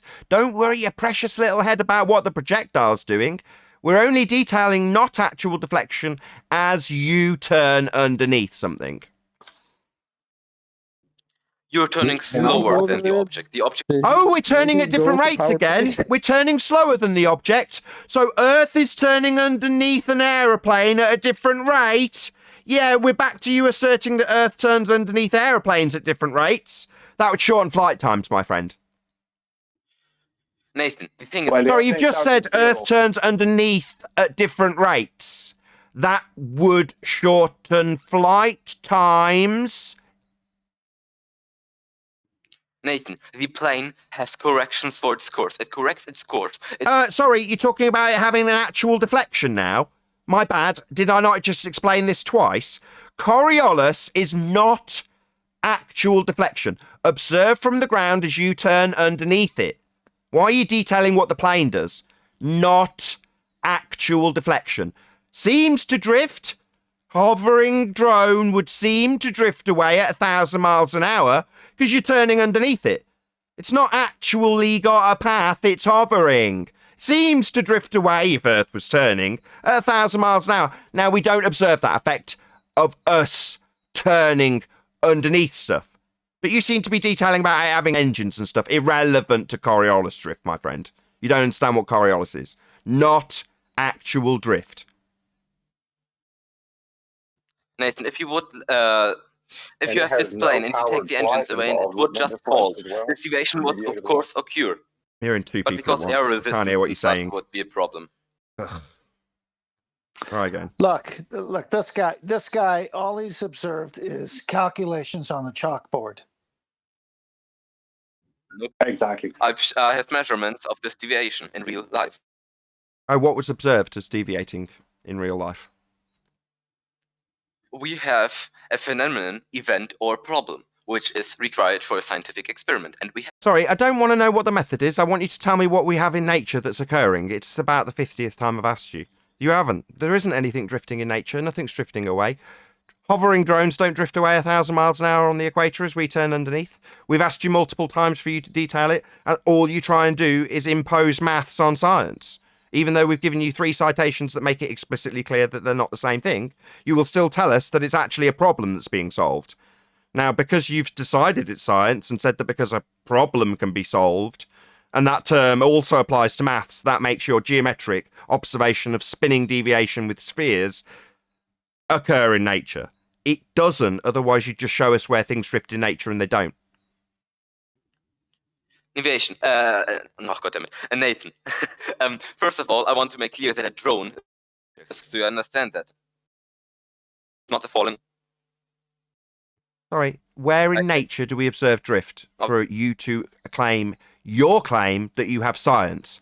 Sorry, are you saying my example when I don't claim science isn't valid because you're claiming science and don't fucking have any? Suddenly that makes my drone example where drones would drift away 1,000 miles an hour invalid.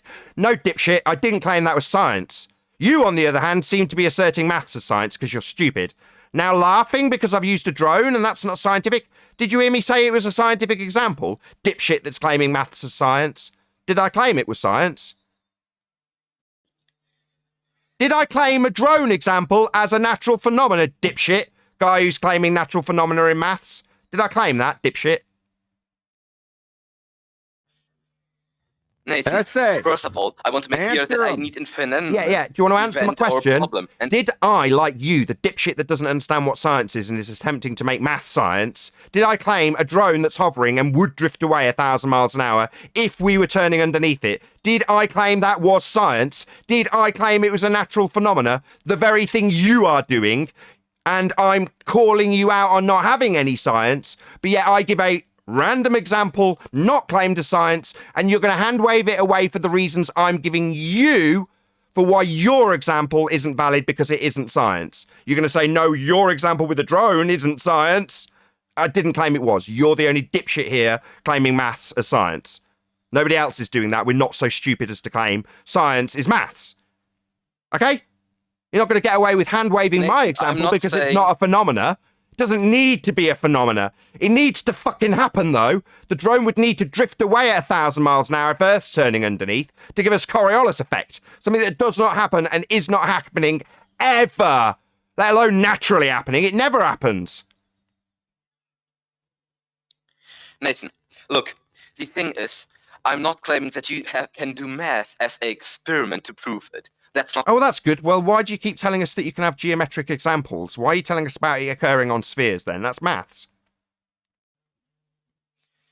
Nathan, of course, measurements. I can use measurements to do you understand? Do you understand measurements that for you're math? naturally Are you so stupid as to say I can use measurements? You think qualitative information, that's maths, is the same as quantitative information? I've got that the wrong way around. You're telling me I can't measure anything in an experiment? It's a quantitative value. How much of something, rather than a qualitative value. Whether or not this thing causes that thing to happen. But regardless of whether or not your independent variable, which we seem to be discussing for some apparent reason now, has anything to do with you being able to control it existing in nature, doesn't change that we haven't actually got anything to study. Nothing's drifting in nature. Nathan, I have a phenomenon, event, or a problem. That's enough for my observation. Then I have to do a question, and I So because I've got a problem in maths, that means it occurs in nature, and I've got to worry about it occurring in nature. Oh, I've got this mathematical problem, so therefore I've got to worry about that in nature, have I? No, dipshit. I'm not saying that math is the proof of it. Oh, I see. So your claim that Earth turns underneath a ball, and you can give it a qualification with an amount of how much Earth turned underneath it, that isn't you trying to prove Earth turning underneath stuff. Nathan, I'm using math as my observation. That's not an observation. Maths is you. God, this is so an dense. observation, bro. You are It's my so phenomenon, lost. event, or problem. You might be able to observe what you've written down, but observing math itself, yeah, it's observing information, a mathematical thing. It's how does that work? You observe equations in nature? What? No, Show us number 9 in nature, man. You can't observe equations. You can only observe somebody writing an equation. Equation of itself. It's ridiculous, man. So stupid. Look at those flock of equations going over there. Over I the have a hill. problem that in math this occurs. So I'm He's so saying pissed off. Equations. He's admitting it, guys. As you rumpus him, he's admitting it. Go ahead. Can I finish my point? You can start again. You've got a problem in what? So, my question is that if I observe something in geometry, I observe in geometry that on spheres, on balls which are rotating, this deviation occurs. Then my question is, does it also occur on Earth? Because if Earth is a sphere and it's spinning, then this has to occur. Let him finish. Guys, so you're asking, if I observe this occurring in a mathematical sphere that's rotating, then can I infer that it happens in nature? Is that your question? I'm saying that if this occurs, I'm going to repeat it. If it occurs in geometry, does it also occur in reality? That's my That's question. a yes, then. So yes, you're And asking. I have to prove yes, it. that's a yes. For the love of Jesus. Yeah, you don't have to keep babbling through me. I'm just looking for a yes. Yeah, so you're saying if it occurs in geometry, that would be Coriolis effect, mathematically described on a sphere. Does it occur in actuality in nature? Well, the way you establish that is by showing it happening in nature. And you know what we call that? We call that a phenomena. So all you need to do is to establish if this geometric effect you're describing with mathematics occurs in physical reality, that's physics, is to show it actually happening. So, for the 57th time, can you show us things drifting in nature so we can establish if this occurrence in geometry occurs in nature? Can you show us it happening in nature then? So testing and experimentation can occur in the laboratory. Testing it. Now we move on to begging the question. Let's assume it's happening. He's not showing us it in nature. He's not conceding it doesn't happen in nature. He's not taking us to it happening in nature and describing it. No, he's just assuming it now happens. even though he's specifically asked, how do I know if this occurs in nature? This thing that happens in geometry. Well, you show it happening in nature. Can you show it happening in nature? If the Earth's spinning and we've got deviation, that's the next thing off his breath. Show us it in nature. Measurements of this deviation. Where? What was shown doing it in nature? No, I don't need that. You don't need it. You've asked me if this geometric occurrence happens in nature. I ask you to show me it in nature, and you tell me you don't need it. Nathan, I have my observation. Now is the experiment part. Experimentation comes after observation of natural phenomena. This was in the citation you gave us. First, you observe natural phenomena for it to be physics. Not first experiment, and then I'll describe something that I've conjured in the experiment as a phenomena. That's not how it works. The first thing you need to do is establish the thing you asked me. How do I know if this happens in nature or not? You show it happening in nature. And if you can't show it happening in nature, guess what? It's not happening in nature. Nothing's drifting. Earth isn't turning. We don't observe drift in nature. I wouldn't have to request the fundie that believes it's happening and describes it happening in geometry as whether or not it occurs in nature. He'd just show me it happening. He can't because it doesn't. Earth's not turning. We don't have any Coriolis effect. Nathan, the scientific method: observation, question, hypothesis, experiment. So observation comes first. Natural observation. Yeah, that was correct. Yeah, and that observation is of a phenomenon. You've got to observe a phenomenon first, so show us drift in nature. And when you realise you can't show it, accept that it's not a phenomenon you need to study, because we don't have any Coriolis drift to worry about. It's not bloody happening. Nathan, the first process in the scientific method involves the observation of a phenomenon. So show us drift in nature then. And you can't. Observation of a phenomenon. Yes, so show us the phenomena of things drifting. But I have that. I have a phenomenon, event, or problem. That's in maths. Yeah, we keep going around in the same stupid circle with this idiot, constantly asserting that he's got a problem, and problem means maths for him. So because it says problem, he means I can juxtapose mathematical problems onto this scientific method.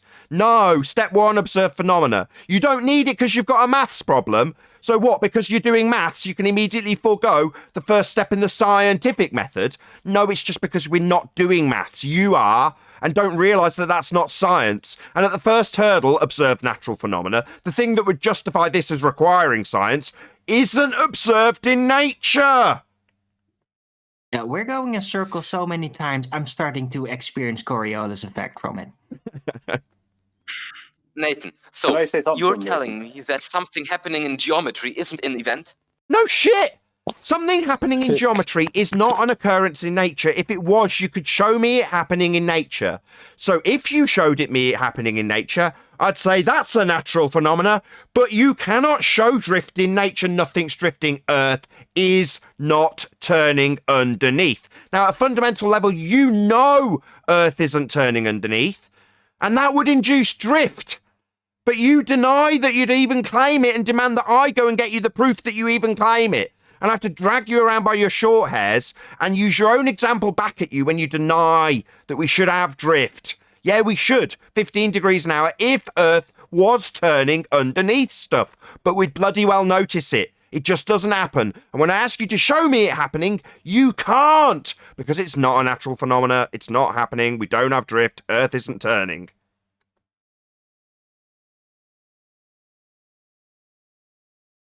Event or problem. Second of all, I'm not claiming that the object will deviate 15 degrees per hour. Then we don't have drift. Then Earth isn't turning. You're supposed to have 15 degrees an hour drift. If you're not claiming it, then you're pissing in the face of a claim that we have drift. You're supposed to have drift on a turning Earth. It's called Coriolis deflection, Coriolis drift, Coriolis force. It's a not actual deflection observed as you turn underneath on a claim to be turning Earth at a rate of 15 degrees an hour. You're now specifically saying that you're not claiming that. So welcome to stationary Earth. You're supposed to claim it. That's the thing that's supposed to prove we spin. Yet here you are denying that you'd even claim it. What we're going to have next? You demand that I prove to you that Earth claims we have 15 degrees an hour drift that you're now denying? Nathan, my point is, the object is moving at the angular velocity of 15 degrees per hour, and the ground below it is also moving at 15. Then there's no drift. Then they're not drifting, you stupid moron. My claim is that this... Then they are not drifting. Maybe completely ignore me. If they are both moving at the exact same rate, then they do not drift. The deviation is not 15 degrees per hour. Both... Oh, really? So you're saying that the claim that we have 15 degrees an hour drift, specifically as claimed by the globe, isn't the claim? It's moron claim that you're going to make up now. Not 15 degrees an hour drift. Not Coriolis effect. You're not claiming Earth's turning underneath. Why are you negotiating quantity? Nathan. What is he claiming Whether then, there is Nathan? drift or not drift first. Exactly. Negotiating quantities. Exactly. He's negotiating about how much drift, yet we ask him to show us drift and he can't do it.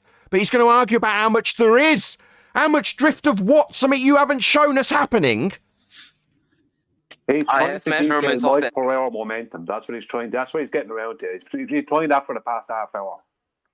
That's what he's doing. Linear miles per hour.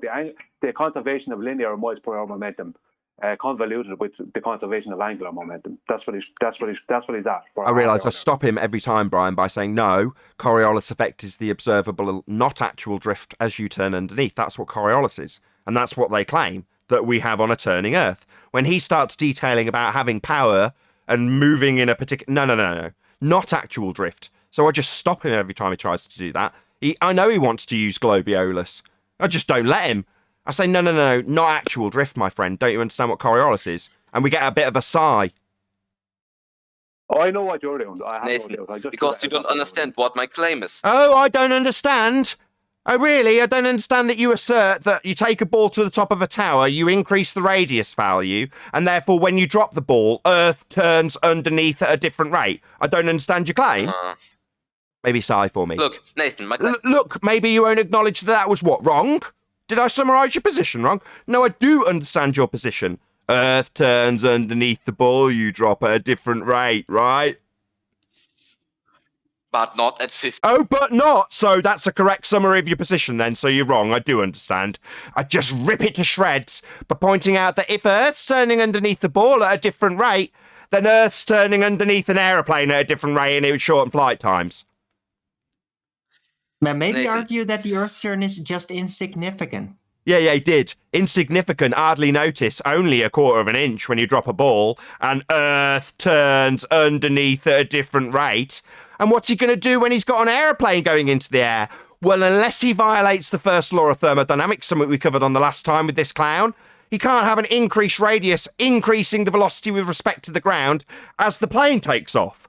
So his angular momentum retention doesn't work when you've got an ascending plane, because it violates the first law of thermodynamics.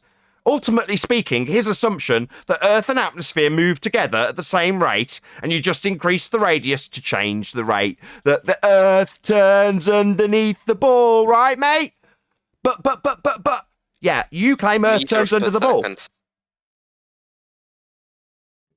Please, see, the Earth is turning at a different speed, meters per second. Oh, so Earth's turning underneath the ball at a different rate. Yeah, we know. Yeah, we know you claim Earth turns underneath at a different rate, but that would shorten flight times. Because Earth would be turning under the plane at a different rate than the plane. So, yeah, mate, we know what you claim, even though you are so arrogant to tell me I don't understand, as I succinctly and repeatedly summarise your position and then pummel it into the middle of next week, while summarising how you're trying to get around it, and your cognitive dissonance, and dealing with your constant fundy interruption. You're summarising your position, not my position. Oh, it's my position that Earth turns underneath at 15 degrees now. Maybe you'd now like to tell me that my reference frames are ruined. Can I finish? Tell me my reference frames are ruined if this is my claim. This object has 1,001 meters per second speed, tangential speed, yeah? The ground below it moves at 1,000 miles per hour. Oh, I see. So Earth's turning underneath the ball at a different rate then? No. No? You just said 1,000 miles an hour for one, 1,001 for the other. Well, that's a different rate. You're saying 1,001 and 1,000 are the same number? Can't you do maths? Nathan, but I want to... But Nathan, they're the same rate. It's the moving together. They're not moving apart. They're not different rates. It's not turning underneath. Even though 1,000 miles an hour for one and 1,000 miles an hour for the other would be Earth turning underneath at a different rate. But no, maybe I don't understand your position that's in complete contradiction of itself. Well, you say it's turning underneath at a different rate, which would shorten flight times, but then tell us it's maybe dangerous to assert that. Or that I don't understand your position that I'm summarising right now. Nathan, the object you let go is moving at 1,001 miles per hour. Maybe say it 5 more times. Chant it at me. Yeah, tell me again how they're moving at different rates as Earth turns underneath. Chant it at me. But... Chant it at me so I can then tell you that would shorten flight times. Because Earth would be moving under the plane at a different rate. This effect also only... This affects what? This naturally occurring phenomena you've not shown us?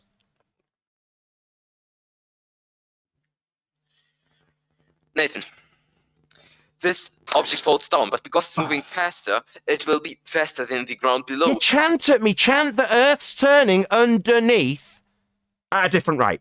Chant it. Because that would shorten flight times. Nathan, why would it shorten flight times? Because Earth would be turning underneath the aeroplane at a different rate, and that would shorten flights when travelling west. Because it would take off, leave the non-inertial spinning reference frame, and then the Earth would turn underneath at a different rate, as you are now claiming and denying simultaneously. Maybe I don't understand. No, it wouldn't. Worst case. Earth wouldn't. Oh, we're back to this. Earth wouldn't turn under the ball at a different rate. Adam. So Earth and ball both 1,000 miles an hour, right? What's going on in G+? Look, the plane is moving at 1,500 miles per hour. Hold on, G+ want to get a word in for some reason. Go ahead, whoever G+. It's just clinically diagnosing the worst case of globiolis we've ever witnessed. Yes, that should definitely get tested on Coriolis virus. Get him into critical care quick. Yeah, mentally spiraling. That's what we're witnessing. Me, I'm sharp. Summarise his position, take his position apart, put it back together again. When he changes position, I can immediately spot and summarise that he's changed his position. He doesn't even understand. I'm not changing it at all. Okay, does Earth turn underneath the ball you drop at a different rate? I don't think he realizes how much. I don't think he realizes how much he's contradicting himself. Hello, over and over. hello, I'm not contradicting myself at all. He's saying he's not contradicting himself, so we'll find out if he can tolerate it and not interrupt. Is Earth turning under the ball at a different rate? Yes, the Earth has a different Okay, rate. stop. Okay, no worries, stop. God, for fuck's sake, shut up. Is Earth turning under an aeroplane at a different rate? If the airplane would fall, yes. If the aeroplane falls... What the hell? But because it's staying at the same altitude, the airplane is not changing position. Of course. No. It has to ascend and descend. We've covered this. It's a first law of thermodynamics violation to assert that it's retaining the angular velocity as it increases the radius value. It's a first law of thermodynamics violation. So Earth... Can I ask a question? Oh my God. So we'll try again. So, is Earth turning under an aeroplane at a different rate? That would shorten flight times. We take a frame of this picture, like we took a frame of Doesn't the seem to plane be answering above me. the ground. Doesn't seem to be answering me. It seems to be cut and dry with the ball. We got a yes. Earth turning under the ball at a different rate. Now we don't seem to be getting a yes or a no. Is Earth turning under planes That's how plane, at a different rate? Oh, it's going to be constant interruption while I summarise the position he doesn't seem to want to justify now. So we've already got a yes for the one. I'm not summarising my position. You're just talking through me while I summarise it, aren't you now? So Earth turning under a ball. We've got an affirmative for that. Yes. Earth turning under a ball at a different rate. Got it. And Earth turning under an aeroplane at a different rate? Yes or no? The ground is moving at a different speed than the airplane. Yes. So Earth is turning underneath aeroplanes at a different rate. That would shorten flight times. That doesn't happen. It wouldn't.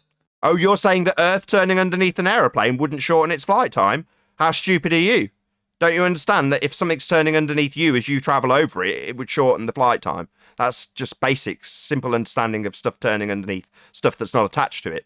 If it's coming towards you, that would be the continent you're traveling to. For example, Los Angeles, on a turning surface.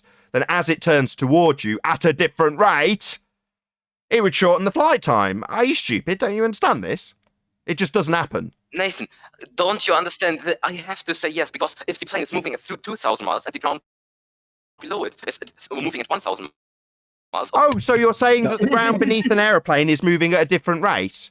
Well, that would shorten flight times. Yeah? That's what would happen. We'd notice. And we don't have shortened flight times when travelling west because Earth's turning underneath the plane at a different rate.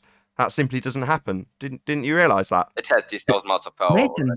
Nathan, can I please talk for a minute, just 1 minute, 2 minutes?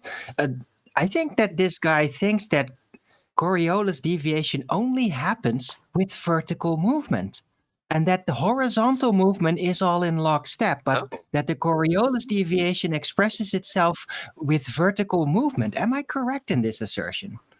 Yeah.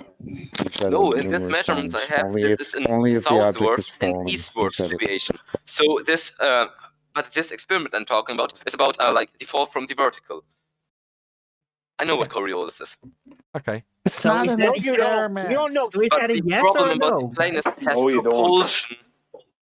No, that's not a problem. Having propulsion isn't a problem because Coriolis effect, something the globe is asserted to have, is the observation of the plane seeming to drift when it's not actually drifting, it's you turning underneath. So it's not a problem to have plane engines when you're talking about Coriolis. You seem to be under the impression that it's to do with the projectile's actual path, when Coriolis is not actual deflection observed from the ground as you turn underneath. You don't understand what Coriolis effect is, in spite of you just saying you do and then describing an actual path of the projectile. You don't understand what Coriolis effect is. It's you turning underneath stuff and watching it appear to drift. Nathan, I think plane's Anthony called correct. him on It's a good course. point. Sorry, planes correcting their course has nothing to do with Coriolis effect, because that's the actual path of the plane now, isn't it?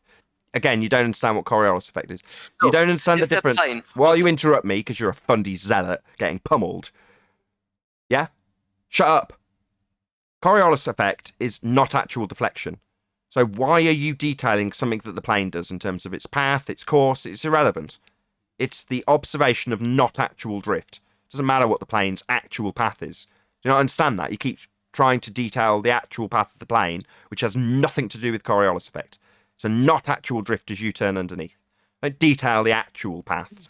And it having engines is irrelevant. Don't you understand that? It's the third time I've explained. No, he doesn't. He thinks he knows. It's like what he's trying to Coriolis give is. us He don't his know. theories on conservation of angular momentum. Oh, well, that's not Coriolis effect, so I don't care. Well, that's what he's confusing it with, Yeah, isn't he's it? stupid. Doesn't understand what Coriolis effect is. He thinks it's conservation of angular momentum when he describes the actual path of projectiles. It's not Coriolis effect, you stupid moron. Don't detail the actual path of the projectile, irrelevant of whether it has motors. Shut up, stupid idiot. You're being disciplined. That's being told off. We are not talking about the projectile's actual path. Do you understand what I've just said to you? I understand what you just said to me. Good. So we don't care about whether or not it's got engines and compensating for whatever you're about to describe, because conservation of momentum isn't Coriolis effect. That would be the observation of things seeming to drift. You understand that seeming is not actual. The apparent deviation. How it looks like it drifts when it doesn't. How a drone claimed to be on a spinning Earth could hover and yet seem to drift away at 1,000 miles an hour as you turned underneath it on a spinning Earth. That's deflection. But it's not really flying at 1,000 miles an hour. It's just hovering. So in other words, we don't need to worry about what the drone does. If it moves to the left an inch, it makes no difference either. It's still your observation of it seeming to move away 1,000 miles an hour, not actually flying at 1,000 miles an hour, you turning away from it. That's Coriolis effect. So, not Nathan, do the you actual realise path. Dumbass. Nathan, do you realise he did admit that he has to say that? Yes, I heard that. Yeah, of course I have to say it, because if a plane is moving faster than the ground below it, of course there's a change in the speed. And there isn't, is there? And that doesn't happen, does it? That doesn't happen, does it? But if you throw... But that doesn't happen, does it? We don't observe that occurring, though, do we?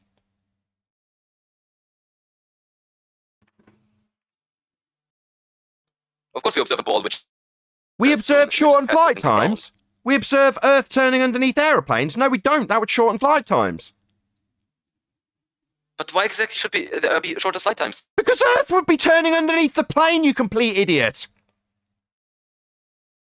Bringing the destination to it. Hello, you complete clown. It means I could lift off the ground in a drone and merely hovering would bring the continent to the west to me. Just by hovering. I didn't have to move at all. Because the continent that is west of you is coming towards you. Well, if you're flying towards it in an aeroplane, that would drastically reduce the flight time. And that doesn't happen. Earth's not turning underneath anything. Nothing's drifting.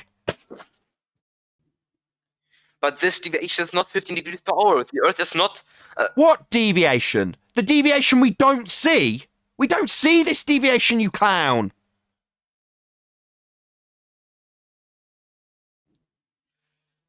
Nathan, do you know how plane propulsion works, how we travel? Breaking up. Angular momentum and stuff. Because I don't think you know. Hold on, he needs to add on me. Plane and He's the lost Earth badly, move he at needs to add 1,000 on miles me. per hour. The plane lifts off and is faster than the ground. That's how it moves on. Oh, and does it retain the angular momentum as it increases velocity, a first law of thermodynamics violation? Not something we've covered 5 times already. It cannot, as it increases radius upon ascension, increase the angular momentum that it's retaining. That's a first law of thermodynamics violation. I've gone over that 6 times with you. So, look, if this plane... Just ignore me. Just start talking again about the plane that's violating the first law. Just assume that it can violate the first law, right? As it increases its radius and increases the angular momentum that it's retaining. Even though Coriolis isn't the angular momentum retention in the actual path of the projectile, observed from the ground. It has to be fixed to the ground so that it will increase the speed. It has to be fixed to the ground. 1 second. What you don't understand is your apparent deviation is mathematical only. You have no natural phenomena to match to that. You have only mathematical. I measured. I didn't measure it, but someone else measured it.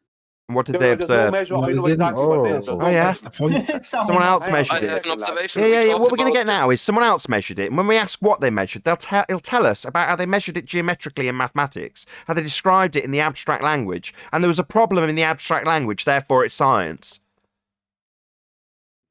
No, I need an observation. And my observation is an event, problem, or phenomenon. And you're going to turn a geometric mathematical problem into a justification for the word problem, meaning phenomena when you use maths. Yeah, we know. We've done this about 12 times. No, observation is not I was proof. going to say, That's not Nathan, what the I'm guy can't saying. even pronounce the word Observation phenomenon. is not proof. So math is also... Math is also what? Science? Observation.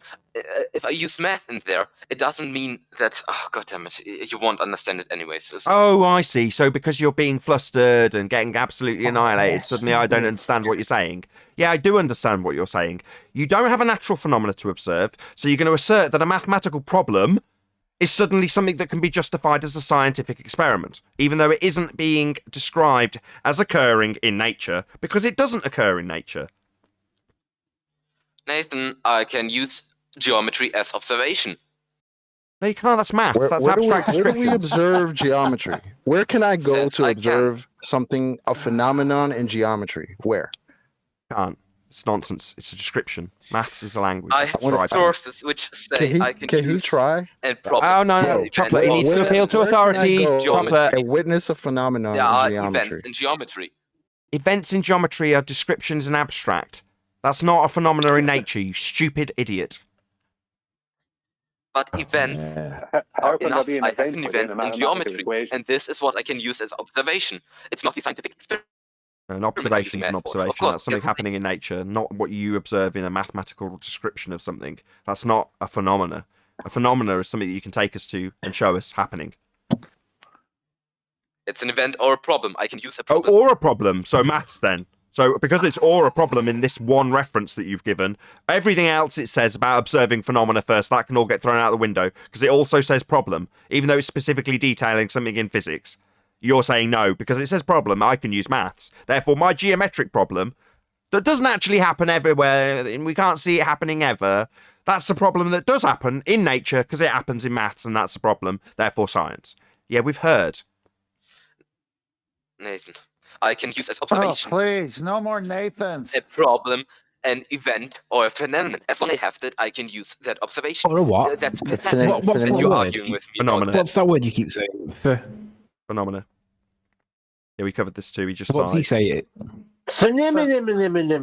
Yeah, we covered this. He sighed when we got to the what's the phenomena then. Just No, say well, it the word also says phenomena and for us. problem. So maths.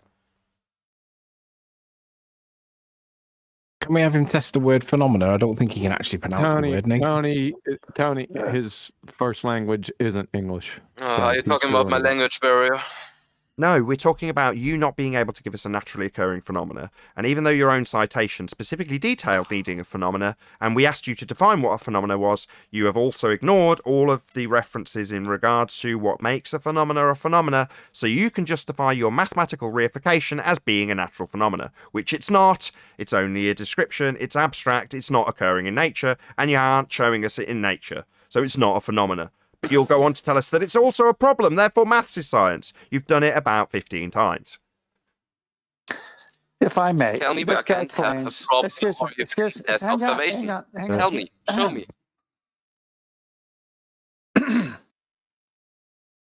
If I may. I'm saying that I have a problem or an event in geometry. So piss off to a maths forum, you stupid idiot. If you've got a problem in geometry, sod off to a maths forum. That's not physics. I'm sick of it. I'm just not going to sugarcoat it anymore. Show me. Dumb shit. Show me. If you've got a problem in geometry, fuck off to a maths forum, you dumb shit. Nathan, maybe you could present my screen. Don't interrupt me. Do you understand? Your geometric problem isn't a physics problem. Piss off to a maths forum. Show me that. What, but it's not science? Yeah, you need a phenomena for it to be science. You haven't got one. Piss off to a maths forum with your geometric problem. Show me where I can use it as an event or problem. An observation. Oh, well, I should show you where this is an event. Wow. Yeah, nice burden of proof reversal fallacy, dick brain. You need to take your geometric mathematical abstract problem to a mathematical abstract forum, not a physics forum. That's what we are. You really went there, bro? You really said show you when we've been asking you this whole time to show us. Now I'm just making claims, am I? I'm just making claims that we can observe a natural phenomena in geometry. I'm making claims, no dipshit. You're claiming geometry, that's abstract descriptions in mathematics, are in nature, and when we ask you where it occurs in nature, you can't show us, you tell us it occurs in geometry. Therefore, because it's a problem in geometry, that makes it science, and therefore it is in reality, even though you can't show it happening. You're an idiot. And then he asked you to show it to him. Yeah. Like he did ask me to justify how Earth would ever be claimed to be turning underneath at 15 degrees an hour. I need to cite that for him. Following show, we cite it for him, and he tells us, no, it's not. It's Earth turning underneath at a different rate. So Earth's turning underneath planes at a different rate. No, they've got engines. Well, then we're not observing Coriolis effect then. And it's not Coriolis effect to describe the not actual deflection as an actual deflection in a projectile. But undoubtedly, I'll get told I don't understand, right? At the most basic level, he doesn't understand that if Earth's geography is coming towards you west to east, and the plane is leaving, say, Charlotte, North Carolina, going east to west, that would shorten flight times. If he can't get that, what's he doing talking? Precisely. With that, I'm going to say a huge, massive, enormous thank you to both Discord and G+ Panels for making today's after show possible. And of course, a massive thank you to all of you in either Nathan Oakley 1980 or Nathan Oakley Premiering streams for hopefully smashing the super chat, liking, commenting, sharing, subscribing, and all that good stuff. You can also help me out by hitting the link in the info box below this video and swapping your energy supplier to Octopus Energy. It'll also get you £50, so an incentive to do that. I've been Nathan Oakley, and I'll see you all in the next video.